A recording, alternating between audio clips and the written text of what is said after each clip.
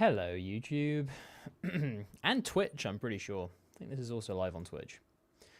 Okay. Let me actually check that this is going live. If anyone is in the chat, please drop a yes, just to confirm that you can hear me. And we will get to reviewing some copy. It looks live. So as long as you guys can hear me, we're all good. Okay, so 1, 2, 3, 4, 5, 6, 7, 8, 9, 10. I have 10 pieces of copy, although currently only 9 because one of them has not given me permission. You guys know the rules. If you haven't got your copy in by the time we go live, I ain't reviewing it. I don't care if you've put placeholder. I'm going to review what's in front of me. And I have to go in 2 hours' time. So I'm going to get as much done as I possibly can. Hello, Paradox, Shah, Alfonso. Nice to have you here. Thank you for confirming that my microphone, etc., is working. I shall also just let everyone know that I'm going live. Copy link. And let's put this in the copy that Discord. I'm not going to bother everyone in the CC today. We're live. All right. Cool. How you guys doing? Everyone doing well? Everyone having a chill day? I hope so. Let me share my screen and let's crack straight into this. Okay. Entire screen. You know the drill. I like to give people a little bit of time to get in. Make sure I zoom in for anything else. Let's talk for some time before reviewing. What do you say? I mean, I'm probably... Oh, no water. Well, this is going to be a water-free stream, boys. Hydrate, but don't use me as a role model because I don't. I'm going to get straight into this today. I'm going to give a couple minutes, 1 or 2 minutes just for everyone to get in, and then I'm going to... and then I'm actually going to start reviewing stuff. Dry throat stream, yeah. Too right. Oh, that's the comments look different. Have we changed a setting? Hello, Alex, the British man. Hey, Connor. Your guys' profile picture is sharp now as well. How exciting is that? I didn't do that. That must have been a Sean thing. Okay. So, hello for anyone who's joining us for the first time. I imagine most of you are used to this by now, but in case you are here for the first time, this is how this works. Members of our Patreon, our beautiful supporters, have given us copy to review. So we will be reviewing that, and I'll be giving my 2 cents and opinions on it to help you improve. Hello, everyone. Skylighter says, my copy will be reviewed for the first time. I'm ready to get destroyed. Skylighter, yes, probably. Sorry about that. And, you know, I try and be relatively nice, but also I'm trying to be a bit more of a horrible person when it comes to reviewing copy to give you guys, like, as much genuine feedback as I can. Okay, that's enough time. So let's actually get into this. Why are all Chaos worshippers bald? It's a good question. You got Erebus, Horus, you've got Lorgar. So, like, it checks out. Although I have a Chaos army and I'm not bald. Okay, Paradox, I will answer questions kind of as I go through the stream. I'm not going to start with a thing about email automation, though. I might answer that in a little bit when I'm bored of reviewing copy. But I should probably crack into this right now. All right, context. The product equals an online info product with pre-recorded videos. Okay. Possible funnel, YouTube descriptions, emails, Discord, etc. to this sales page. Okay. I only have the lead and the headline as practice. Should I have gone for a more direct and seriously? Okay, cool. I mean, thank you for telling us what the product is. It would be awesome to know kind of like what niche this is, but as well, that should become obvious. But it's nice to know exactly what the product is, just so I understand if there's a disconnect between what the product is and what you're writing as well. Give me 1 sec, guys, because people have said, right, here's a rule, okay? So, Buggy, I don't want to get it wrong. You've said that you have submitted yours as well. Now, I don't know who you are. You're going to need to tell me who you are on the Discord because I open all these up as soon as I stream. So, like, I don't share my Discord like on stream, and some people just put placeholder and then re-edit them with a link. I'd rather people didn't do that because it makes it more difficult for me. So like at the end, if I haven't reviewed yours yet, message again in the chat and I can open it up, but you're going to need to give me your Discord username as well. Okay, but that's a warning for next time because I'm not going to keep doing this. I'm going to make sure that everyone actually doesn't just put placeholder and make sure before the stream they have theirs correct to the link because it is an admin nightmare. All right, back to it. So let's crack into this. Revealed that the private collection built from over X years. Is this for a real product? If this is for a real product, please tell me what it is, because I try and review these as if they're real copy, and if it just says something like over X years, it just takes me out of it. Revealed, the private collection built from over 10 years of combined copywriting experience has finally cracked open. Welcome to product name. Now, guys, the product name can be a powerful piece of copy in itself, so don't just say product name, say what the thing is. And you've been chosen to become an apprentice to inherit these copywriting secrets. So one of the questions that you asked was, should I have gone for a more direct and serious lead? Well, this is an extremely direct lead, is the first thing to say, because you are opening with what the product is, and you are saying, you know, like you're part of this, you're invited to it, which is a pretty direct lead. An invite lead is a very, very direct lead as it stands. Serious lead, I'm interested to see what you mean by that. But before we move on to the actual copy, let's actually talk about the headline complex. So revealed. Now, this is what we call eyebrow copy. This is copy that sits above typically, or is this eyebrow copy? I guess not. This is why you need to put the product name in here, because like this seems like it's the big part of the headline. And a slight lesson on visuals in copywriting, the biggest text is what people's eyes are going to go to first, okay? Like it's the biggest font, right? Typeface. That's what people are going to go to. But right now it just says product name. So, you know, like it would be nice to have some kind of something to hold on to here, because it's hard to judge the headline without, you know, the main bit of the headline. So usually I would say this is eyebrow copy, but I'm going to give you the benefit of the, or not the benefit of the doubt. I'm just going to act like this is the actual headline now. Revealed, okay, the private collection, okay, built from over 10 years of combined copywriting experience, has finally cracked open. Welcome to. Okay, so now I know you said these are coming from potential places, so I assume people already know whose private collection this is. But if that is the big thing you're selling on here, don't shy away from repeating that and making people aware of whose it is. Because ultimately, what is this? This is an invitation to a secret thing that's just like been released, okay? Why would I give a shit about that unless I know the person who has released it and I already trust them, which is obviously what you're going for here. But I don't currently have any inkling as to who that is or what that is. If it's, for example, Alex Myatt and it's my copywriting collection I've spent 10 years compiling and I've never shared this with anyone, then say that, you know, revealed like Alex Myatt's private collection, just really hammer home the fact that this is related to the people who, you know, the traffic that you're actually sending to or sending from, okay? Like the places you're sending from. Because a private collection, like being revealed, does have the potential to be a good shtick and a good angle. So like, I don't hate that, you know, and I think mixing that with an invite, like you've been invited to be one of the first people to see this brand new thing, I think that's a nice way to launch a product. However, because you've gone with such a direct lead, you need to really attach the most important part to your lead, which is, well, whose collection is this? Why should it matter? And again, built from over 10 years of combined copywriting experience. Okay, like I understand why like this is relevant, but right now you haven't actually communicated any benefits for me having this. All you've said is, hey, it's been compiled from 10 years of copywriting experience. Great. What does that mean to me? Does that mean I'm going to have an easier time getting clients? Does that mean I'm going to have an easier time learning? It's going to be more quick. I'm going to get secrets to increase conversions. What is it? What's the point of this collection? Don't just throw everything and say, hey, it's a collection by this dude. Fantastic, go and have it. I need to know whose collection this is and why that's important to me. Is that someone I already know, or should I listen to them for a specific reason? And what is the big benefit for me to this collection existing? Not just, there's 10 years of experience in this collection and you've been invited to it.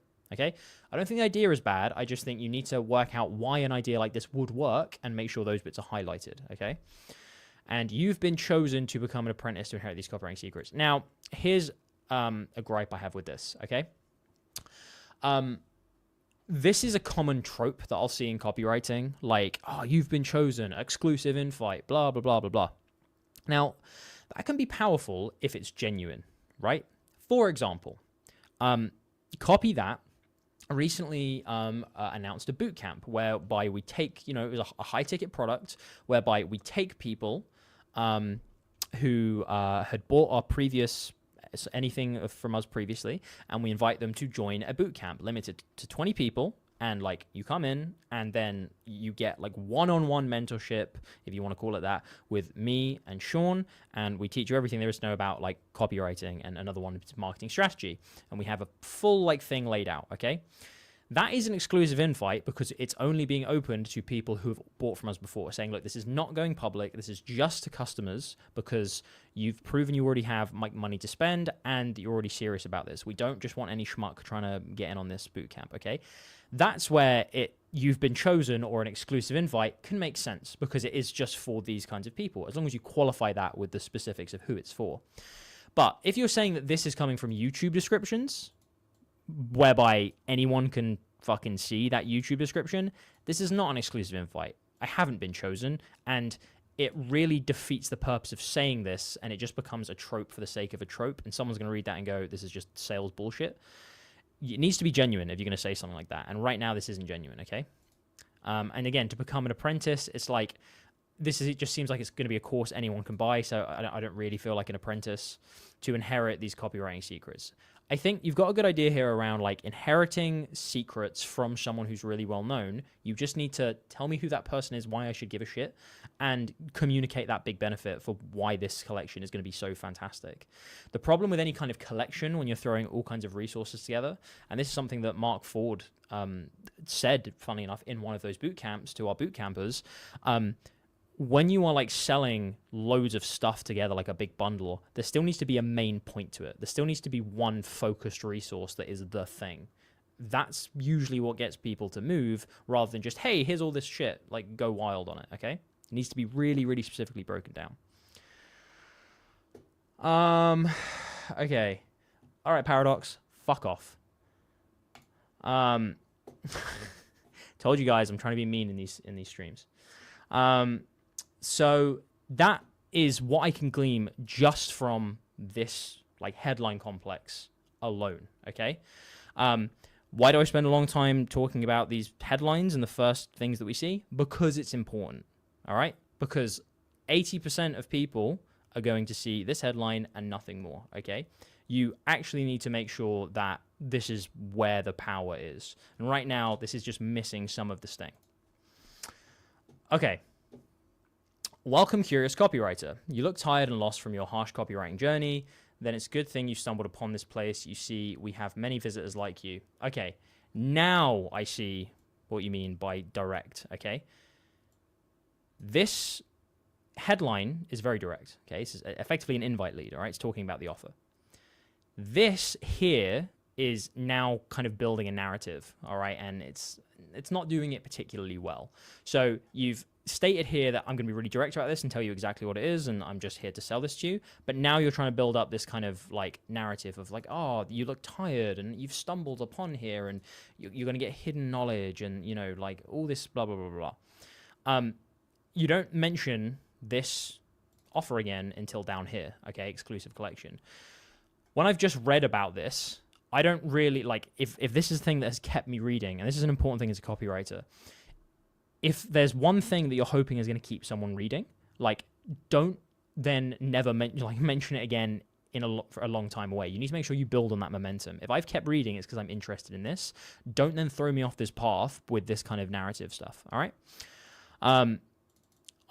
I'm going to give you 1 or 2 sentences at most, to get back into, okay, well, now I want to learn about this. So this isn't so much about should you go more direct or less direct. You just need to pick a path and stay on it.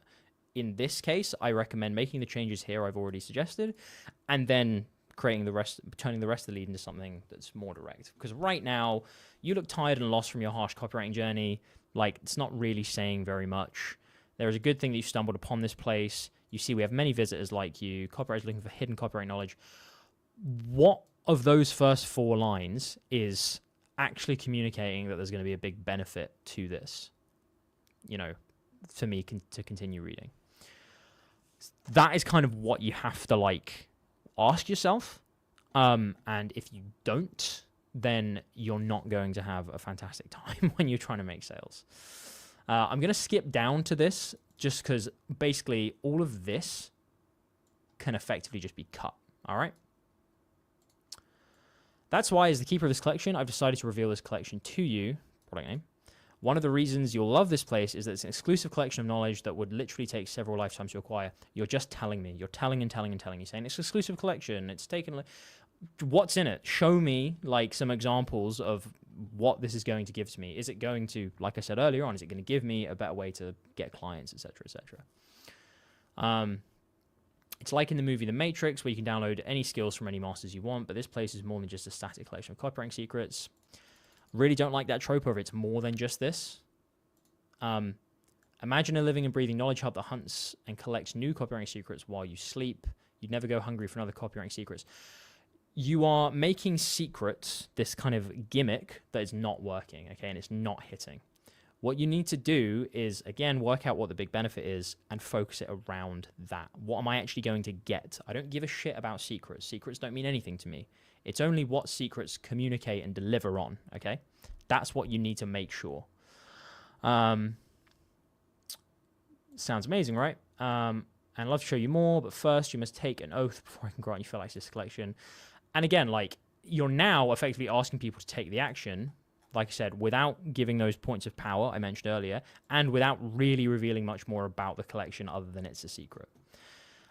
So what I want you to do, like, first of all, I don't really think this kind of, like, oath, you know, you're on a journey, you know, like, kind of analogy is working anyway. Because you're not really doubling down into it. If this whole kind of thing, if this whole lead was framed as like, oh, you're like on a quest and, like, you know, you're trying to give this medieval vibe and you're saying, you know, it's like you're a knight on a quest for whatever, and you're going for that style, like, it can kind of make sense. Like, I do understand that, but right now you're just kind of every now and then mentioning, oh, you have to take these oaths, you're on a journey. Like, oh, welcome to this place. So I would just drop that shtick and focus more on the substance of your copy. So go away, redo this, think about what the actual kind of points of relevance are here. What's in it for me? Who is this person? Why does this collection actually matter beyond just their secrets? What am I going to get out of it? And if you're doing an offer lead and you're doing a direct lead, make sure you get back to the offer, like, sooner, okay? I'm trying to think, like, I don't know where it will be. I wrote a lead like this, okay? Let me see if I can get it up quickly just to give everyone watching, you know, an example of this. So where would this be? Let's go. You guys won't be able to see this. I'm going to try and find it first of all, and see if we actually have this here. So copy that, marketing. Let's see if that video actually comes up. There it is. Okay, here we go. This one. Right, yeah, okay, here we go. Like, nah, not this one. This isn't the one I want. I want the, ignore me, I don't want this one. I want the Black Friday one is the one I want.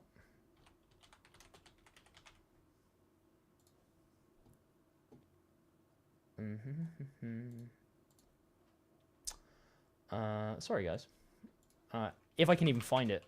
This is the one this is the one disadvantage to, like, not checking this copy before I come on stream. I like doing it like this because it means that it is far more organic, but also it means if I have an example, I have to try and crawl through things to try and find it, which I can't right now. Anyway, the point I was going to make is there's a Black Friday sales page that I wrote, and that is an offer lead, right? Where we're just talking about, okay, here's this bundle, here's this offer, this is why it matters. Go and have a look at that. because that's a good example. If you go back to one of our Black Friday streams, which is in the live tab of YouTube, like it'll be linked there, so you should be able to find it. Okay. Christabel says, how can I submit my copy review? So copy can only be submitted by members of the Copy That Patreon, which I think there should be a link in the description. So if you want your copy reviewed, you have to go and join that and then submit it, and then we'll review it for you. Alex just requests, when you review the fourth copy, can you reload it 2 times? I've made it changes to the copy. Sure, I will try and remember to do that. Shout at me if I do not do that. Okay, cool. So hopefully that's helped whoever submitted that. Those are the changes I would make, then resubmit this, okay? I need you to think about those high-level things before we even look at the specifics of line copy. Okay. View, zoom. This is an advertorial for a toddler carrier. Ooh, I love me an advertorial. To land on this page, people click on ads of mums using the carrier when they travel. Okay, so they're already aware of the product. Most of our audience are on mobile. Also, the 5 benefits in the listicle are ranked in order of how many times they were mentioned in the research. Cool. 1 being the most mentioned. The goal of this advertorial is to educate them more on how the product can help mums when they're traveling. Okay. So for anyone who doesn't know what an advertorial is, it mixes both the word advert and editorial together. So it's an article that is meant to look like or it's a piece of copy that's meant to look like an article, like usually like a neutral one or one that's just trying to help, but really it's an ad and it's trying to get you to click through to buy the product. In this case, someone who's seen an ad which has the product in it already, so they're already aware of like what it does, and they're then clicking onto this to have a look. So let's have a look at this. And these kind of pre-framing advertorials can work very well for like easy to understand e-commerce products. So if it's obvious that it's a toddler carrier, that can work pretty damn well, because all they need to do is come on and learn a bit more about the specifics. All right, 5 reasons the Sonara carrier is perfect for travel. Comfortable carrying for toddlers from £15 to £45, 100% money back guarantee. Now, something I'm going to tell you here, right? Like, my assumption is going to be that you're not linking someone to the product page at this point, right? So starting with like these immediately, when you've just promised me 5 reasons, these things don't make sense to see straight away. Like, I want to get straight into this list because I don't want to feel like I'm suddenly being, sold to straight away. And also, these are things that you can just work into the list. Comfortable carrying is it's just pretty much self-explanatory. You don't even need to mention it, really, in an advertorial like this, because it's kind of implied by the image they will have seen. And, of course, you can work it into part of the list. So I would just kill these bullets, like, right now. And I would move these further down, like when you come to the actual CTA. Because right now, all I want is to learn 5 reasons. A picture of a mum wearing a toddler with a Sonara carrier in a scenic location, just like the one in the current listicle with lots of sunlight. 1, folds up small. The Sonara carrier takes up very little room in your bag. It folds up smaller than a water bottle and tucks easy into your purse when not in use. This compact design means you'll never have to sacrifice packing space for other essentials. Gear for mum holding the Sonara carrier into purse. Okay. Here's something I'm going to be totally real with listicles, in particular listicles which are just showing benefits. The picture and the diagram is going to do most of the selling here. Okay, this and this are basically all you need. The copy does not matter as much, and like it's why listicles are probably like the easiest to write, particularly when you're further down the funnel and the product is very obvious. Okay, pretty easy to write. So I'm not saying this is fantastic copy or bad copy. It's quite hard to have fantastic copy or really bad copy when you're writing a listicle, because this and this are going to be doing most of the work. Now, one thing I will say that you can improve on here is instead of just folds up small, like, yeah, okay, sure, that's communicating something, but like folds up like into a purse, right? Like, or folds up smaller than a water bottle. That, the 2 things you mentioned here, I'm going to be skim reading this. Fucking say it in that subhead. That is a much better way to get across than just small, which is vague. Folds up smaller than a water bottle or folds up into a purse, like that immediately communicates, I understand this benefit because I can like make it really small and I can use it on the go. Great. That's basically all you need. To be honest, like this stuff, yeah, it's fine. I would say like bullets are going to be more effective for you here. So like subhead and then 2 or 3 bullets that make sense, or 3 to 5 bullets that make sense to back this claim up. So make sure this claim is specific. I would change these to bullets that back this up, and then make sure you've got a good GIF. All right, that's how I'm going to judge this. Perfect for airplane naps. During your flight, the Sonara carrier supports your toddler's weight while they nap against you. When they need to be out for takeoff or landing, simply lift them out while keeping the carrier on. You can comfortably wear the Sonara carrier even when your toddler isn't in it. Again, that's fine. Like, again, if you've done your research and you're saying a lot of people are saying that, that's absolutely fine. So, great. Keep that. That seems to work. Translate this into bullets. I would say there's a bit of awkward wording here. Like, when they need to be out for takeoff or landing, simply lift them out while keeping the carrier on. Like, just kind of repeating out and out, but I'm being extremely pedantic to find something to say about this because, again, there's not too much copy to actually review here. But one thing I would really encourage you to go and rewrite this. Really focus on being specific in the subhead. This one's fine. And turn these into bullets, okay, that back up the subhead. Please do that. Easy ups and downs. Okay, no, too vague. I don't know what that means. Easy ups and downs. Wait, do you mean like the phrase up and down as in it's good and bad? I'm assuming you're going to mean lifting up and putting down. Get your toddler up and down in seconds with a Sonara carrier. No complicated buckles or straps to figure out. This makes all the difference when your little one wants to explore the airport and then wants to be held again. Is this just for airports? Like, you've mentioned him here, and it looks like you mentioned him here as well. It's fine if this is just for airports, but like, oh, you did say for travel. Okay, fair enough. Forgot about that. In which case, okay, fine, makes sense. But again, easy ups and downs, that's vague. I don't know what that means. What are you talking about? Like, I would just say, for example, specifically, no buckles, right? Like, no buckles or straps. Or like no complicated buckles or straps. That communicates so much more easily what you're trying to get across, which is, hey, this is easy to use, than saying ups and downs. Again, same thing here. Like, yep, this is fine, but bullets are better because it's going to be easier to skim. Make sure they support that new thing. Hands-free. Traveling with kids means your hands are always full. The Sonara carrier securely holds your toddler while freeing both your hands to manage tickets, passports, and luggage. You'll breeze through airport security while keeping your little one close. Yep, fine. Again, you can make that a bit more specific. Instead of just saying hands-free, it can just be like keeps both hands free for whatever. Or you can just say like hands-free is fine, to be honest. I'm being a bit pedantic with that. It's fine. Just see if you can be a bit more specific in something that you want to talk about. And again, I think these work well. You know, like I can imagine a bullet, like free both your hands to manage tickets, passports, and luggage. Breeze through airport security, like without like worrying about hand holding, you know, stuff like that. Like keep your child close. Okay, easy stuff. Super lightweight. The Sonara carrier feels almost weightless on your body. At just half a pound, it won't add burden to your travel load, yet it securely holds even the wiggliest toddlers. The breathable fabric keeps you cool and comfortable during... Again, same thing. Super lightweight, I think, is fine to say, but I would also add like a bit of an addendum to this, and just like super lightweight can carry toddlers up to age 5, okay?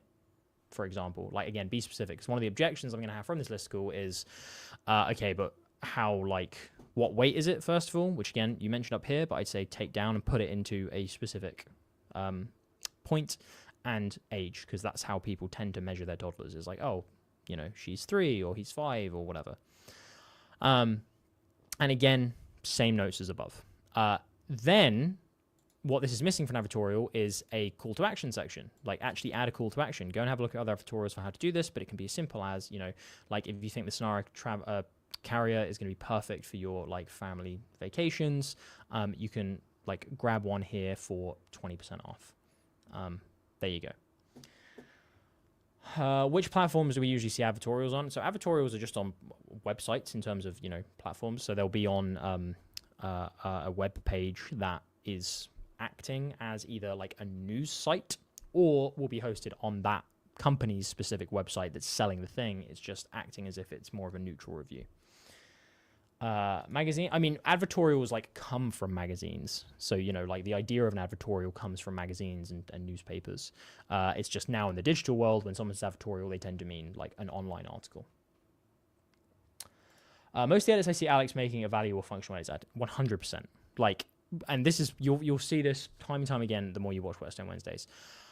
The better the copy, the more likely I am to make line edits, okay? The more the copy needs to improve, the more likely I am to make value and function edits, okay?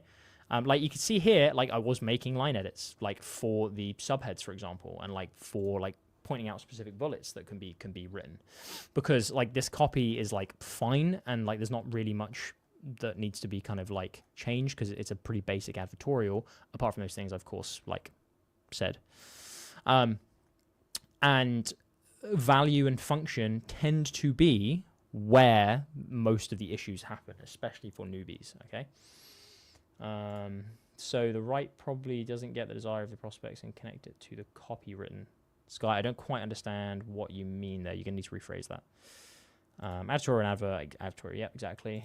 When does an advertorial fit within a sales funnel?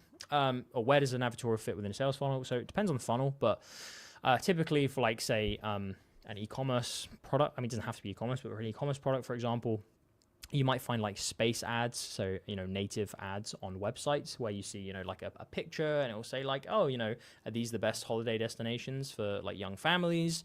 Click onto that and then it'll go into an advertorial. Also, you might see them on Facebook ads where it's just saying like, oh, did you know about this like ancient superfood or whatever for menopause? Click into that and it's an advertorial. Okay, it's not a direct sales page, it's just acting like it's informing people. Okay, so typically it comes from like a front end ad of some kind, which is just building up one idea. So it's not usually talking about the product. In the case of listicles, it of course can. It can say, hey, here's the best product for this thing. And this is why. So that's typically where it comes after that first ad. Okay, that's typically where an advertorial will go in a sales funnel.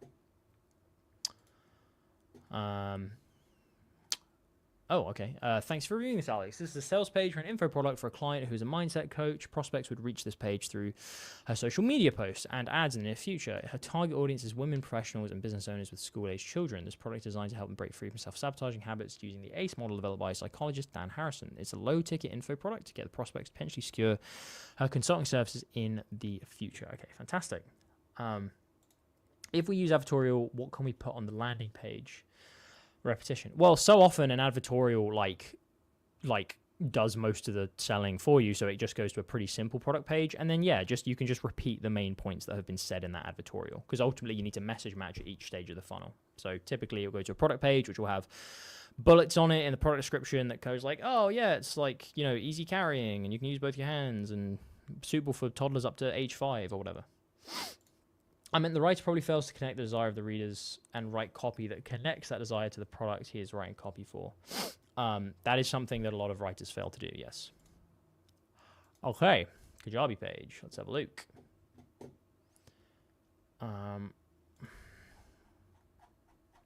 Now, I'm going to assume that this is not yet designed, because I'm going to tell you a lot of people would come onto this and they might be like, okay, this looks difficult to read. Like there's a lot of stuff like here. Now, I'm not saying that this is awful, and I'm not saying that you can't have success with a page like this. You know, we often talk about how you can have success just with copy on a page. However, if it's someone coming from a mindset coach, there is a particular amount of brand building to be done, or a certain amount of brand building to be done, which does involve making sure it looks relatively professional, okay? It's clearly from the brand that I've just seen from that social media post or that ad, okay? Now, I don't know what social media posts or what ads they've just come from, okay? So it may be you've already kind of introduced some of these ideas into their heads. But an immediate problem I see with this is it's time to stop standing in your own way. This is accusatory, and this does not make me feel good. Stop standing in your own way. Now, I'm not saying this doesn't work for everything. There are situations in which this can work. However, it's far safer and often far more effective to actually say to someone, what the problem they're having is, or why it has been caused in the first place. And just to say, oh, you got to stop standing your own way, doesn't feel very helpful. And like it comes across as a little bit, like I said, accusatory. Now, that may be the whole shtick of this business, and the social media pages might have convinced someone that, like, yep, you know, you're self-sabotaging, it's your problem, you need to, you know, fix that. In which case, if they're coming into this with that message in mind, makes more sense. But something to be aware of, and potentially a message to change further up the funnel, okay? Your ads can be a bit more focused on something that's nice and, you know, sympathetic. Rewire your self-sabotaging mindset in 30 days. Again, without any context previous to this, this is not a very good headline because self-sabotaging mindset is not really explained, and I don't really know what exactly that means. And yet, rewiring, I understand that means to progress and to get to the next stage of my evolution, but in what way? What's going to be the benefit? Does it mean I'm not going to self-sabotage anymore? What's that going to mean for me? Is there a specific person you're targeting this for? You know, like you said, it's women. I think you said, did you say women with children? I think. Women professionals and business owners. So female professionals and business owners with school-age children, right? Imagine how much more effective this would be if you effectively just repeat the kind of person that you are trying to serve here. You know, imagine if it, I know this is cliche, but just saying something like, you know, for the professional working woman, like, enough is enough. I'm here to tell you it's not your fault. This rewiring like method can bring you back to your full potential, so you can juggle work, kids, and anything else life throws at you in less than 30 days.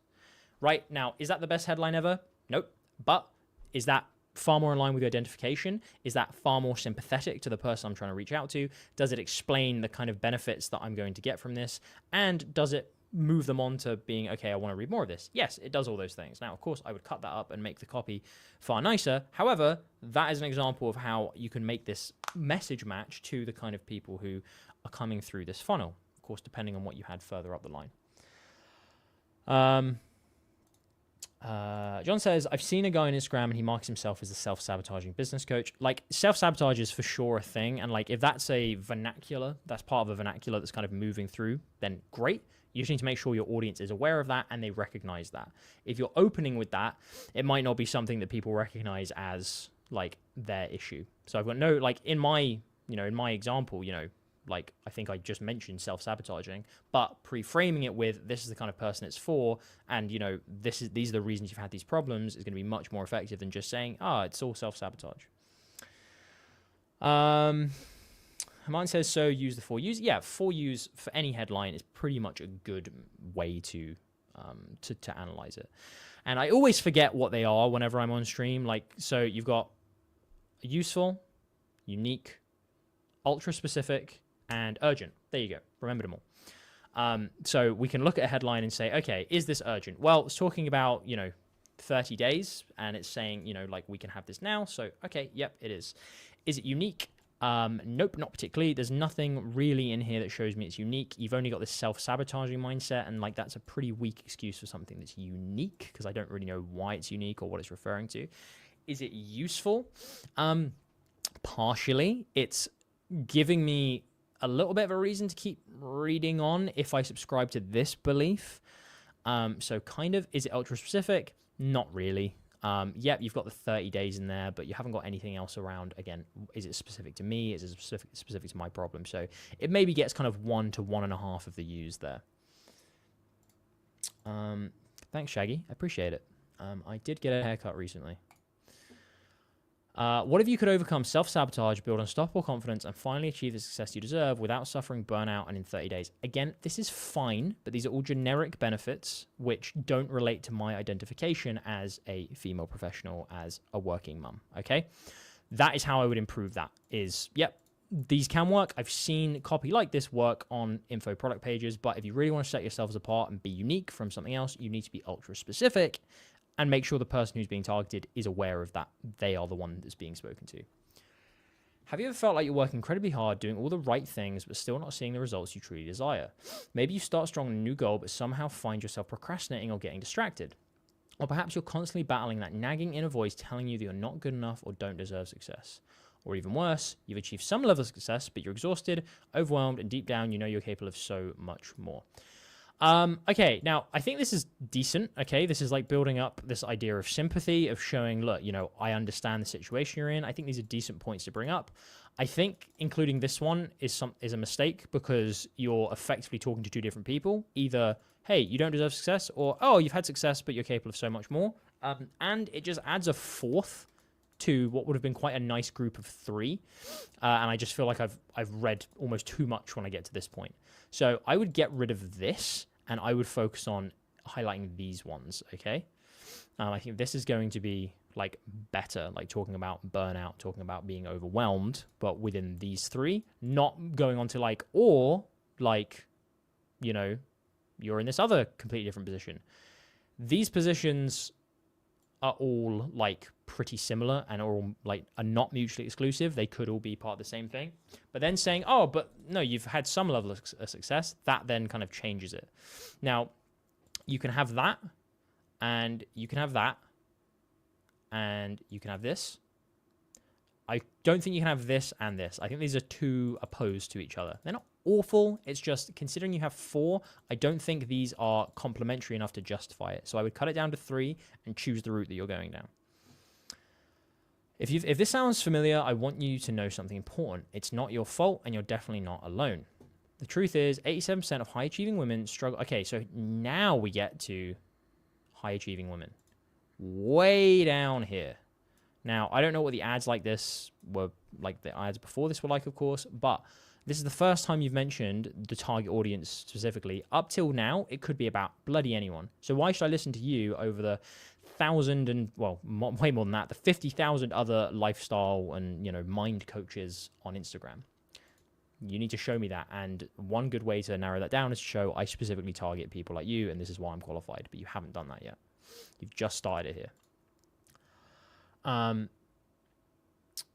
Slightly undermine the progress no matter how hard they work. But here's the life-changing news. These patterns can be identified, they can be interrupted, and they can be permanently transformed in just 30 days. My personal journey from self-sabotage to freedom. Okay, so this lead, which is what it is, this needs some work, okay? I've told you how it can be reworked, so hopefully that is useful to you. Shaggy says, personal opinion, I feel as though this lacks market research. Potentially so. I don't know if the person who submitted this may have done market research, but I don't think it's coming across, and I don't think the specifics are coming across brightly enough in this copy to justify it. And now you've got a guru introduction. So it's kind of the end of your lead, and here you're giving me cred. You're giving yourself cred for, okay, why should I listen to you? Okay, this is effectively it. Whenever you introduce the guru, the question that's being asked by the reader is, why should I listen to you? So that's what you need to keep in mind. My personal journey from self-sabotage to freedom. I still remember the day everything changed for me. After years of pushing myself to the breaking point in my corporate career, I'd finally landed the promotion I'd be chasing. I should have been ecstatic. Instead, I found myself sobbing in my car in the parking garage. Despite my success, I felt empty, exhausted, and worst of all, like a fraud who didn't deserve to be there. That night, I made a list of all my accomplishments and realized something shocking. For every goal I'd achieved, there were 3 others I'd sabotaged right before the finish line. I'd walk away from my promising business opportunities at the last minute. I'd work tirelessly on projects only to get sick right before the presentation. I'd pursue relationships, then push people away when they got too close. The pattern was undeniable and devastating. The realization sent me on a 2-year journey, diving deep in psychology, neuroscience, behavioral research. I worked with mentors, studied with experts, and tested dozens of techniques on myself.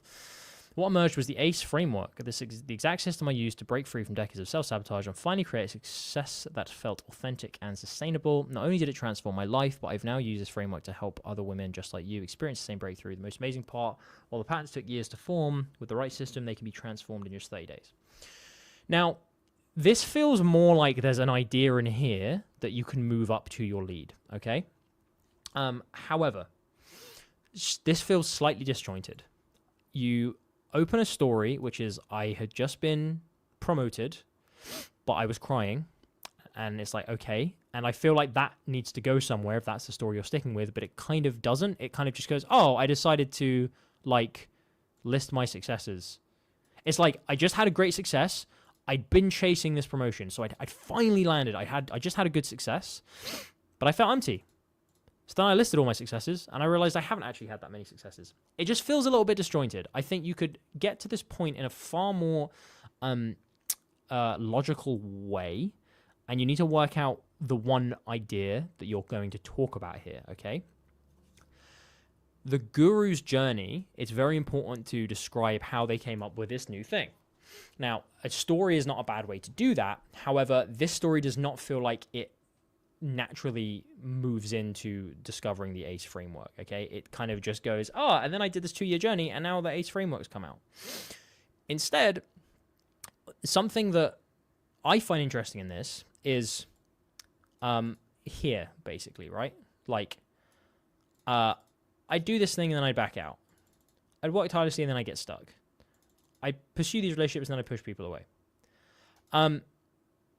If you're talking about self-sabotage, and if this is meant to be a kind of course about, self-belief and having all the right stuff in front of you so you can go further in life, I would be focusing on like how the main problem is that like I wouldn't even mention a big success. I would just open with one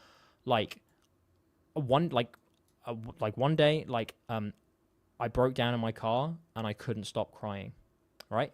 So that you're still hitting a point of action.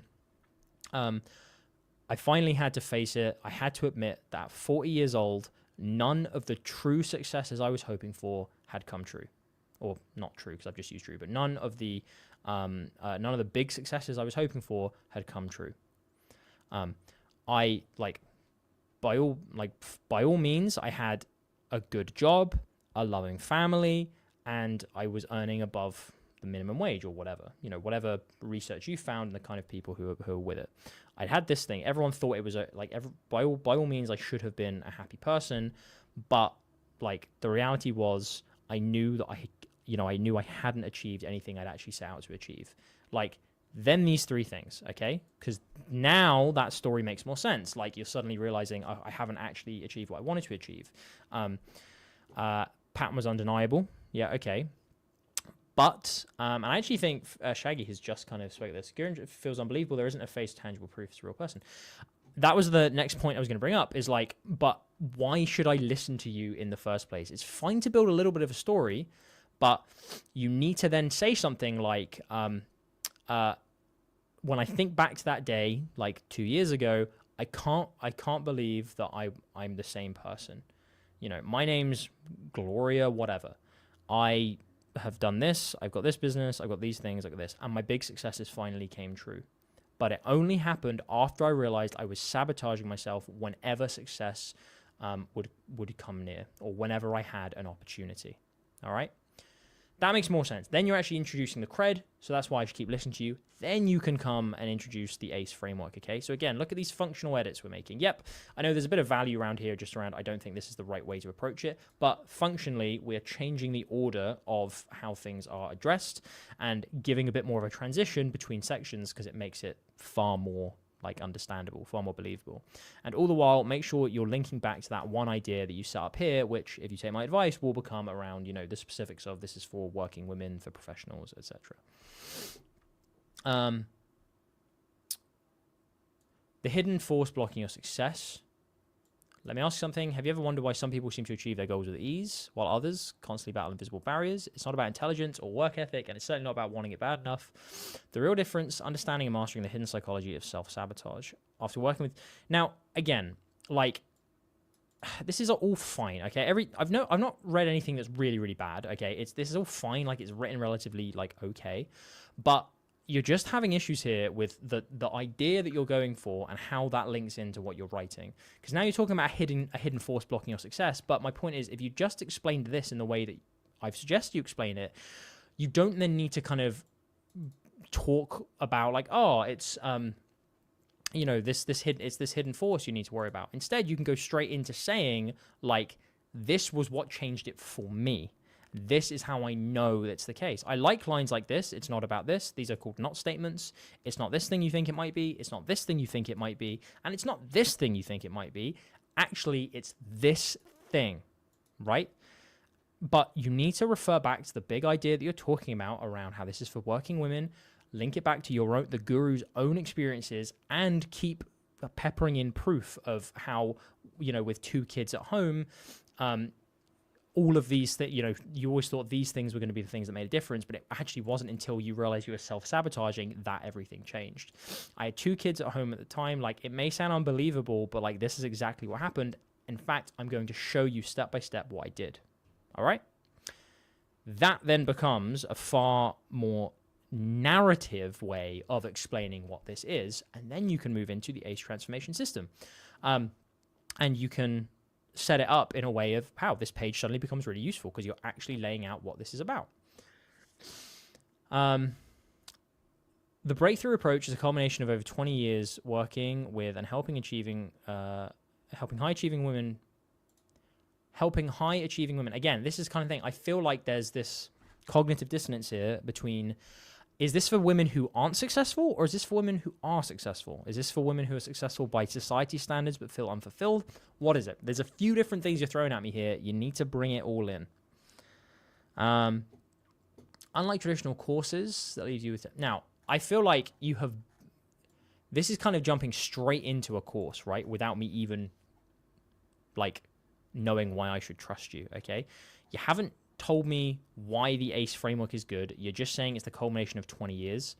Okay. Why is that the case? What does it do? Who invented it? Was it you? But you said you've only been doing this for 2 years. Now you're saying it's been for 20 years. It just feels like you've kind of had a little bit of a narrative that was a bit disjointed, and now you're just throwing, and here's the system, and moving straight into results, okay? You need to plan this more, okay? You need to plan, spit draft this out and actually ask yourself, am I getting across the most important points for each section, all right? Lolly says, save it to the channel, please. This will be saved to the channel. This will be in the live tabs. So you just go to copy that YouTube channel, go on live, and it'll be in there after we're done streaming. And the other thing I wanted to kind of say is this idea of self-sabotage, I do not feel convinced on yet, okay? I don't know the ads and the social media posts where they're coming from, but it sounds like you are introducing self-sabotage for the first time.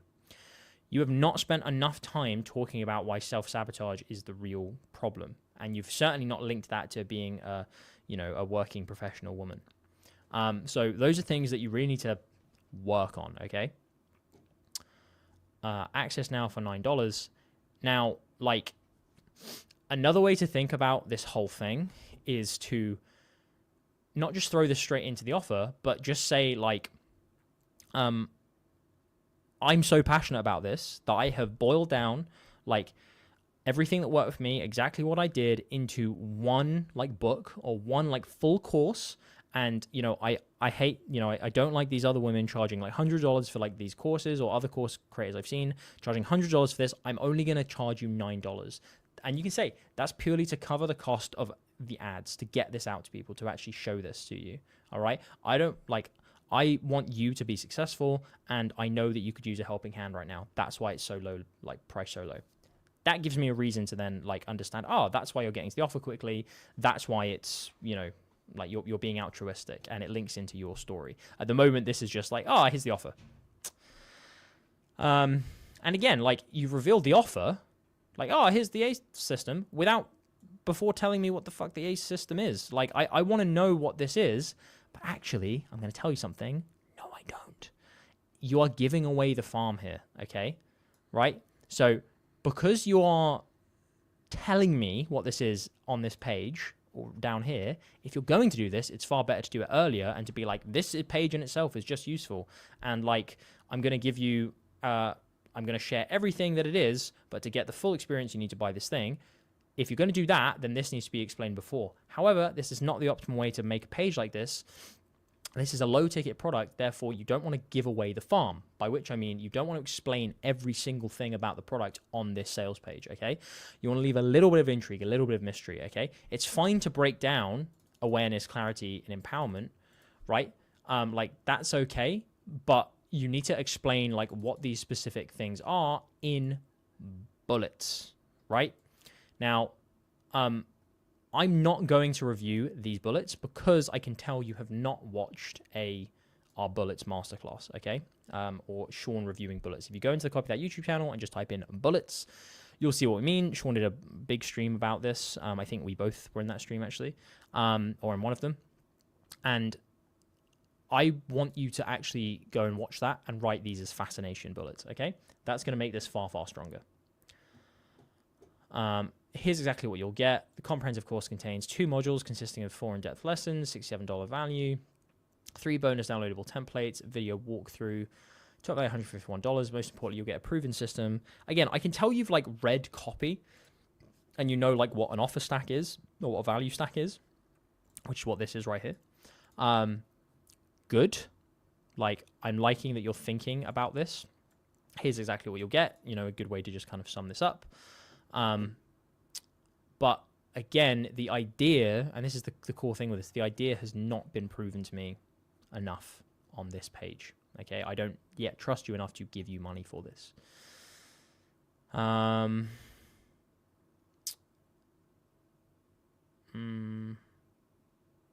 Okay, my personal promise to you. This makes it sound like it's going to be a money-back guarantee, which is something I might recommend you putting in here, but it's not. It's just kind of saying a bit of fluff. So I might really reconsider that and ask, okay, should I be saying my personal promise to you if I'm not going to be offering a guarantee after I've just shown the offer? Who's this course for? Who's this course not for? Know they're capable of more but feel stuck in repetitive patterns. Are you looking for a magic pill? Okay, so yeah, again, this is what we call qualifying or disqualifying. You're disqualifying people like who you don't want to buy this product. And again, most people are going to go like, oh, like, no, this isn't me. Like, I want these things. But again, I would, instead of like wasting this down here, I would put this up where you actually reveal this system before you've even spoken about the offer, because that makes it feel far more desirable, okay? Limited time special offer. The regular investment for the ACE transformation is $27. Because I'm on a mission to help as many women as I can, I'm making this available today for just $9. That's less for the cost of lunch for a system will transform your relationship. Okay, yeah. So again, like this is also fine if you're running a limited time offer like this, then it makes sense to be putting these out here. But again, there's cognitive dissonance here between like why. If you are trying to help as many women as possible break free from self-sabotage and you're saying it's just today, give me a reason for why today? Like, why right now? And if I come back tomorrow, it's not going to be $9. You need to make bloody sure that that offer is truthful. And again, I think the offer is probably the strongest section that you've got because clearly you've actually thought about, okay, how am I going to value stack this? How am I going to make it feel more desirable? I would definitely add a guarantee. How am I going to disqualify people? Again, I think you can restructure that and move it further up. How am I going to show that there's a special offer? Obviously, you've got the guarantee down here. But like, I would personally put my personal promise thing, 100% risk-free guarantee together. And then you have you've got 2 summaries as well. So like, I think the offer section is definitely the strongest. It's just the idea, okay? Like that's what you really, and of course, all the other shit I've talked about. Rewatch this, fix like these parts, make it more specific is the biggest piece of advice I have for you. And then it's going to be something that's much stronger, okay? How long is this stream going to be? 5 hours? No, this is not going to be 5 hours, and I do need to hurry up with reviewing the other copy because I need to go in 1 hour.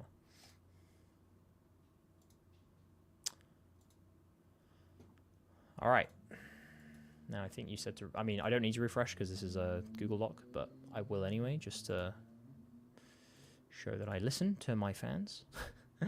Context. Hey, Alex, I wrote this welcome email for Bold Hue Nation, an Ecom brand. Feel free to shred this copy to pieces. Very well.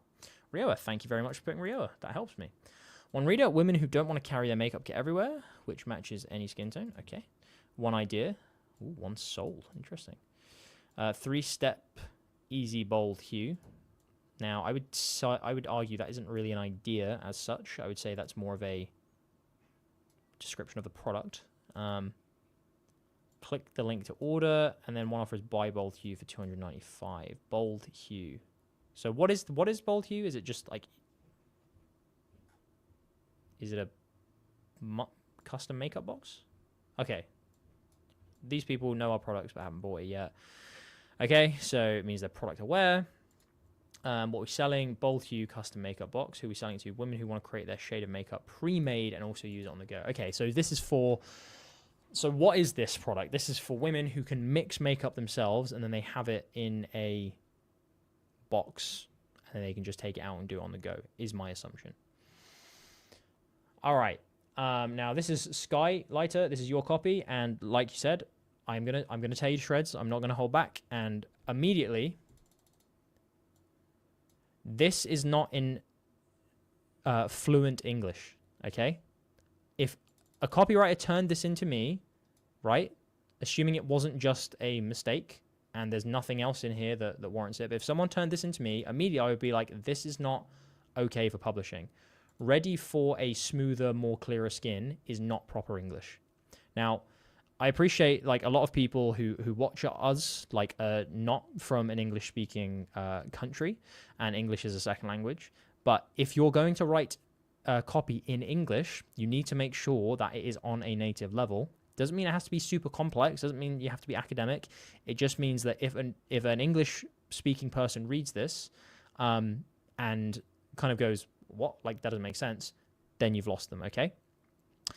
Of course, if you're writing in your own language, it's obviously different. You're going to know that far better than I ever will, but I'm reviewing this as an English client, okay? Ready for a smoother, more clearer skin. Again, that's a big problem, okay? Ready for smoother, and then even more clearer is not proper English either. It would be either ready for smoother, clearer skin or ready for smoother, more clear skin. But even that, like more smoother, more clear skin doesn't really work. Yeah, more clearer is not proper English. It would be more clear. But Sky, like, I appreciate like what you're doing here. Okay, I appreciate, you know, you're writing in a language that isn't your language. But, and this is what I will say to just anyone who's ESL who wants to write copy in English. Focus on your English skills first before you worry about writing copy, okay? You need to make sure your English skills are up to scratch. Because you're not going to get an English-speaking client writing copy that has these mistakes in it, okay? That's just a fact. And I'm going to be real with you right now. Like, if you're in the Patreon and you're paying money, I would recommend that you stop paying money, like, to us, and go and focus on improving your English skills first. Take that $20 a month and go and spend it on something that, like, again, I don't know if there are specific courses for this, but like a native English speaking course, right? That's going to help you kind of improve these things and really practice that for like at least a few months, like solid, before even worrying about copy, okay? I hate to kill a dream. It's just, I want to be real. Let me just analyze this as if there wasn't spelling mistakes though. So ready for smoother, clearer skin. Now, that subject line, what is the idea of that subject line? It's okay, okay? It gets a C from me. If it's calling out the problem, and like if I have that problem, I might open the email, but it's very generic. You're not doing anything to stand out among all the other kind of skincare emails I'm going to get. I don't know exactly who this is going to in terms of, so they know the product. Does that mean they've signed up for something previously? How did they get on this email list is a crucial question. And like, this is not showing me like the uniqueness of this product, which seems to be that you can kind of make your own makeup, right? No need anymore to worry about making the right skin tone. Again, this English isn't great either. No need anymore to doesn't really make sense. But like this subject line is talking more about like the actual specifics. So a way to improve this immediately would be like, and again, it seems like people already know this product, and if people already know the product, usually the thing they're waiting for, and I can't believe I haven't actually mentioned this yet, if people are product aware, right, this isn't the kind of email you're going to be sending to them because they already know about the product. They already know what the benefits are. Your job is to give them a fantastic offer which pushes them to action, or to remind them of that big thing they really care about and why it's urgent, okay? Right now, this is almost like you're introducing the product for the first time. So it just doesn't make sense at kind of high level in terms of strategy either, right? You've clearly know like what you're talking about when it comes to awareness. Make sure that's reflected in your copy, okay? So just for a second, I'm going to assume that this was going to people like who didn't know what this product was. This idea makes more sense to talk, a subject line saying like, finally get, finally, exclamation point, get your skin tone like from makeup, right? Or makeup to suit your skin tone, or makeup to suit any skin tone, okay? That immediately goes like, introduces me to the main benefit, to the USP of the product. That's what I want. Interesting. I'm going to have a look, okay? But regardless, strategically, it just doesn't match up. If they're already product aware, you don't need to remind them of all the stuff the product does. You just need to remind them of like that key one element and show that this is urgent. You need to get this thing now. Giving them a fantastic offer. Jay, if you want to get your copy review, you can't get it reviewed today. You have to join the Copy That Patreon, and then you can submit it in our Discord server, and then we will review it at the next Whetstone Wednesday. Hey, Alex, do you ever feel frustrated about getting the wrong shade while mixing colors? Don't feel like mixing color fades do you any justice. You should. Again, this is improper grammar. Sky, right. I am going to finish reviewing this. I'm going to briefly go through this, but Sky, you need to improve your English if you want to get English copywriting clients, okay? It's as simple as that. I won't say that anymore. I appreciate I don't want to tear you down or tear it apart too much, but that is something you need to get used to. So don't go and listen to gurus or whoever who's saying, oh, yeah, it's all good. I'm just going to review this as it is and say this is good and this isn't. Like, speaking realistically, I would not hire someone who had this level of English to write for my brand. But again, same thing. Strategically, this just isn't making sense. Do you ever feel frustrated by getting the wrong shade while mixing colors? Don't feel like mixing color fades do you any justice. These colors you experiment with for 10 to 20 minutes and still get wrong. You looked up solutions and more solutions too, but couldn't find one because there wasn't one until now. Like, this is basically pass right now. This is like problem, agitate, solution. And again, for people who are product aware, do not need to do this because they already know what the problem is and they already know that your product can solve it. But let's assume for a second that this was like just two normal people who hadn't like seen this product before. Then you don't have to do problem, agitate, solution. You can basically go straight into like, you no longer have to worry about getting the right skin tone. You don't need to fucking say any of this stuff. You don't need to remind them of the problems. They know the problem. It's on their mind. You can just start with like, hey, like there's finally a way for you to get the right skin tone, like, for your makeup. And it doesn't matter what shade you are. You could be literally like one of a million colors because this is completely custom. Here's how it works. And then 3-step process. That does much more than this because it's getting to the point immediately and you're already implying that, hey, this is what the problem is that we're solving because guess what? They already know what the problem is. You don't need to remind them of it. Our new 3-step process will make it so easy. You get the perfect shade of your skin every time. Step 1, scan your skin 3 times where you want to apply the color. Hang on, whoa, what do you mean scan the skin? Bold hue machine? You have not even introduced the machine yet and you've started with scan the skin. I don't even know what this is. If this is an e-commerce email, then there should be an image of this thing, ideally, if you're saying, oh, scan the skin, because I don't know what this is right now. You need to actually introduce to me why this is the thing to do. Put the colors inside Bold Hue Machine. Mix the colors the Bold Hue Machine gives you and apply it to your face. Bold Hue's Machine and color blenders are so accurate, you will always have a perfect shade, no more errors for your skin color. Again, just like what is this? Why are there 2 lines? These aren't proper sentences. Bold Hue can also travel with you wherever you go and remembers all your previous shades used in the app. Okay, there's an app. Again, I'm not gonna look at it anymore. Sky, hopefully you have understood that there's a lot that needs to change here. Okay. The strategy of the email, why you reminding someone who already knows what the product is, what the product does, and you're introducing to the process the first time, doesn't make sense. Why are you introducing this kind of scanning without anyone even knowing what the fuck this product actually is or what it does or what it's for? If it's a new system, you need to introduce the system and say, how this is the brand new way to make sure that makeup, Like, you always have perfect makeup. Like, no more buying like tons of different makeup sets and being disappointed. Okay, this makes sure it's precise every time because it literally matches your skin. It's revolutionary. It's this machine. You know, once you have it, you never have to worry about makeup again. Here's how it works. Damn, damn, damn. Like, bam, bam, bam. Right, fantastic. Click here to discover more. Then it goes to the product page where the product page can sell them. You don't need to do all the selling in the email. But like I said, you shouldn't even be having to remind people of this because you should be just sending an offer email because they already know what the product is. So Sky, I hope that's helped. Sorry that, like, you know, that's probably more about the grammar and about, you know, like just kind of the level of English than you wanted. But again, I want to be real here and I want to review this as a client actually would, rather than just say, oh yeah, this is great, do this, okay? Plus, of course, we've also discussed specific ways that you can improve this. But again, I hope that was useful. At the very least, and I will say this, like, please, if you are in the Patreon, please stop paying us $20 a month, okay? Like, Sky, you do not need to pay us $20 a month at the moment. You need to focus on your base level skills first of all, okay? So stop paying us money.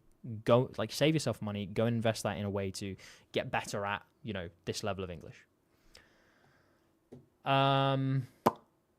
Okay, cool. But Sky, thank you very much for submitting. Appreciate it. I hope it was helpful in some way. Oh. Okay. 50 minutes left. How much more have we actually got? Okay, so LinkedIn ads. Okay, access denied. Someone gonna... Right, whoever's this is, I know you don't know, but if you've submitted a Whetstone Wednesday copy, like a piece of copy, and you are watching this, make sure you go and give me access. Go and give anyone access. Because I'm going to get to that and I'm not going to be able to do it. All right. Oh, God, I have no water. Man, I'm going to have such a headache at the end of this. Hi, Alex. Thanks for critiquing my advertorial again. So the context is it's an advertorial for nasal spray addicted people. Nasal spray addicted people who have sinus problems in their daily lives. Most people have been addicted for years and some for months. The range is a few months to 14 years to 30 plus years.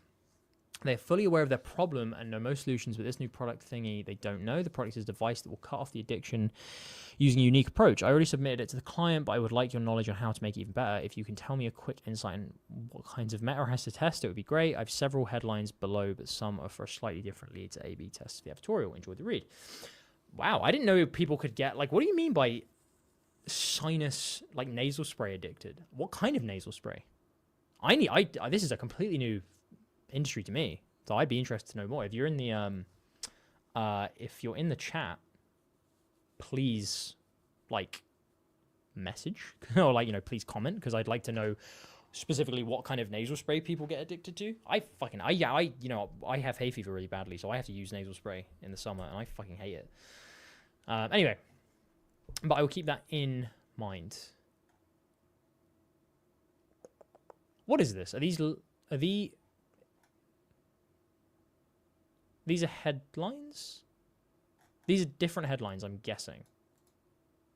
Yeah, okay. I'm guessing these are different headlines. Fine. Okay, cool. People say that everything about treating nasal spray addiction is complicated until we discovered this forgotten research from 1967. Now, I would definitely give, like, a line edit to this just to say, I like this idea. People say that it's complicated until we discovered this. It's just a mouthful at the moment. Like, listen to this. People say that everything about treating nasal spray addiction is complicated until we discovered this forgotten research from 1967. Easy way to say that, okay? And you could rephrase this a few ways, but an easy one is just saying, like, again, in quotes, like, nasal spray addiction is complicated. That's in quotes. And then, boom, like, that was true until we discovered this forgotten research from 1967, okay? Just removing the people say that everything about treating, like, those words are not doing anything for you in that headline. So I like the ideas. I like the kind of core components of this. I would trim it. For the first time in years, I fell asleep without reaching for my nasal spray. 10 minutes a day. I like that. And again, I'm going to assume that, you know, the people who have clicked this advertorial, you know, they don't need to say nasal, they don't need to see nasal spray immediately, because I'm guessing they've clicked because of an ad to do with nasal spray. For the first time in years, I fell asleep without reaching for my nasal spray. 10 minutes a day has fixed my nasal spray addiction with this new life-changing device. Okay, yep, like this. I think life-changing is a little bit weak there. I think it might be better instead of, like, you can say life-changing, but if you're going to use it in quotation marks as an IP, I might say something specific about the solution. You know, is it like the, I don't know, is it like the sinus tricking device, for example? But I like these. These are decent headlines so far. Okay, and what you'll see, and I mentioned this earlier, when the copy is better, I tend to give more line edits, because it means I don't need to say this idea doesn't work, or, oh, this is just like, you know, the structure doesn't work or something. At the moment, like, so far, I'm giving mainly line edits. So good job. The 10 mins, I might change that to 10 min. 10-minute challenge, get rid of your nasal spray addiction. Interesting. A fast hack solution towards the endless cycle of nasal spray dependency. Good. These are solid headlines so far. I'm liking these. They're clear on the value. They're clear on what this is for. They're clear on who this is for. And they're giving me a reason to read on. So, let's use the 4 U's, because we used the 4 U's earlier on. Is this useful? Definitely. It's saying to me, this is within 10 minutes is what it's implying. You can get rid of this thing that you hate. That's very useful. Is it unique? It is somewhat unique. Like, there's a 10-minute challenge, which I probably haven't seen before if I'm on a nasal spray, so that makes it unique, so I like that. And it's implying it's a new solution, so yeah, it's somewhat unique. Is this urgent? Absolutely. Fast, you know, there's a dependency, it's an endless cycle. These are all implying these are things that I need to get rid of now. It gives a specific time frame for me to do that. Yes, it's urgent. Is it ultra specific? Again, that 10 minutes is doing a lot of the heavy lifting here. It's showing there is a way to get past this, and it's some kind of challenge. So, yeah, not massively. You know, you might be able to, again, like the 10-minute sinus tricking challenge, get rid of your nasal spray addiction. Something like that makes it really specific, okay? What have we done? We've done urgent, useful, ultra specific, unique. Which one didn't we do? I can't even remember which one. Did we just do all of them? Please drop in the comments if I missed one of the U's. I think I did all of them. Either way, this has at least 2 of the U's, if not 2 and a bit, if not like coming up for 3 and a bit or 4. So, sounds good. People sometimes think I'm a cocaine user because I sniff so much. 10 minutes a day with this new light technology has changed my life forever. Okay, so it's light. I think, again, like if I personally wouldn't go for an angle like this, because this is a very visceral, like there's a very obvious and visceral problem here, which is the nasal spray addiction. I think you can hammer at that very directly. I don't think you need to say, oh, people think I'm a cocaine user. Again, you don't need to agitate. You don't need to remind people. It's quite a direct problem. People have clicked because they want a solution, ideally. Therefore, you can go straight to it. But again, this is kind of going in the right direction where it comes down to uniqueness about like light technology. Like it makes me go, oh, this is new. This isn't something I've seen before, which is another important thing, okay?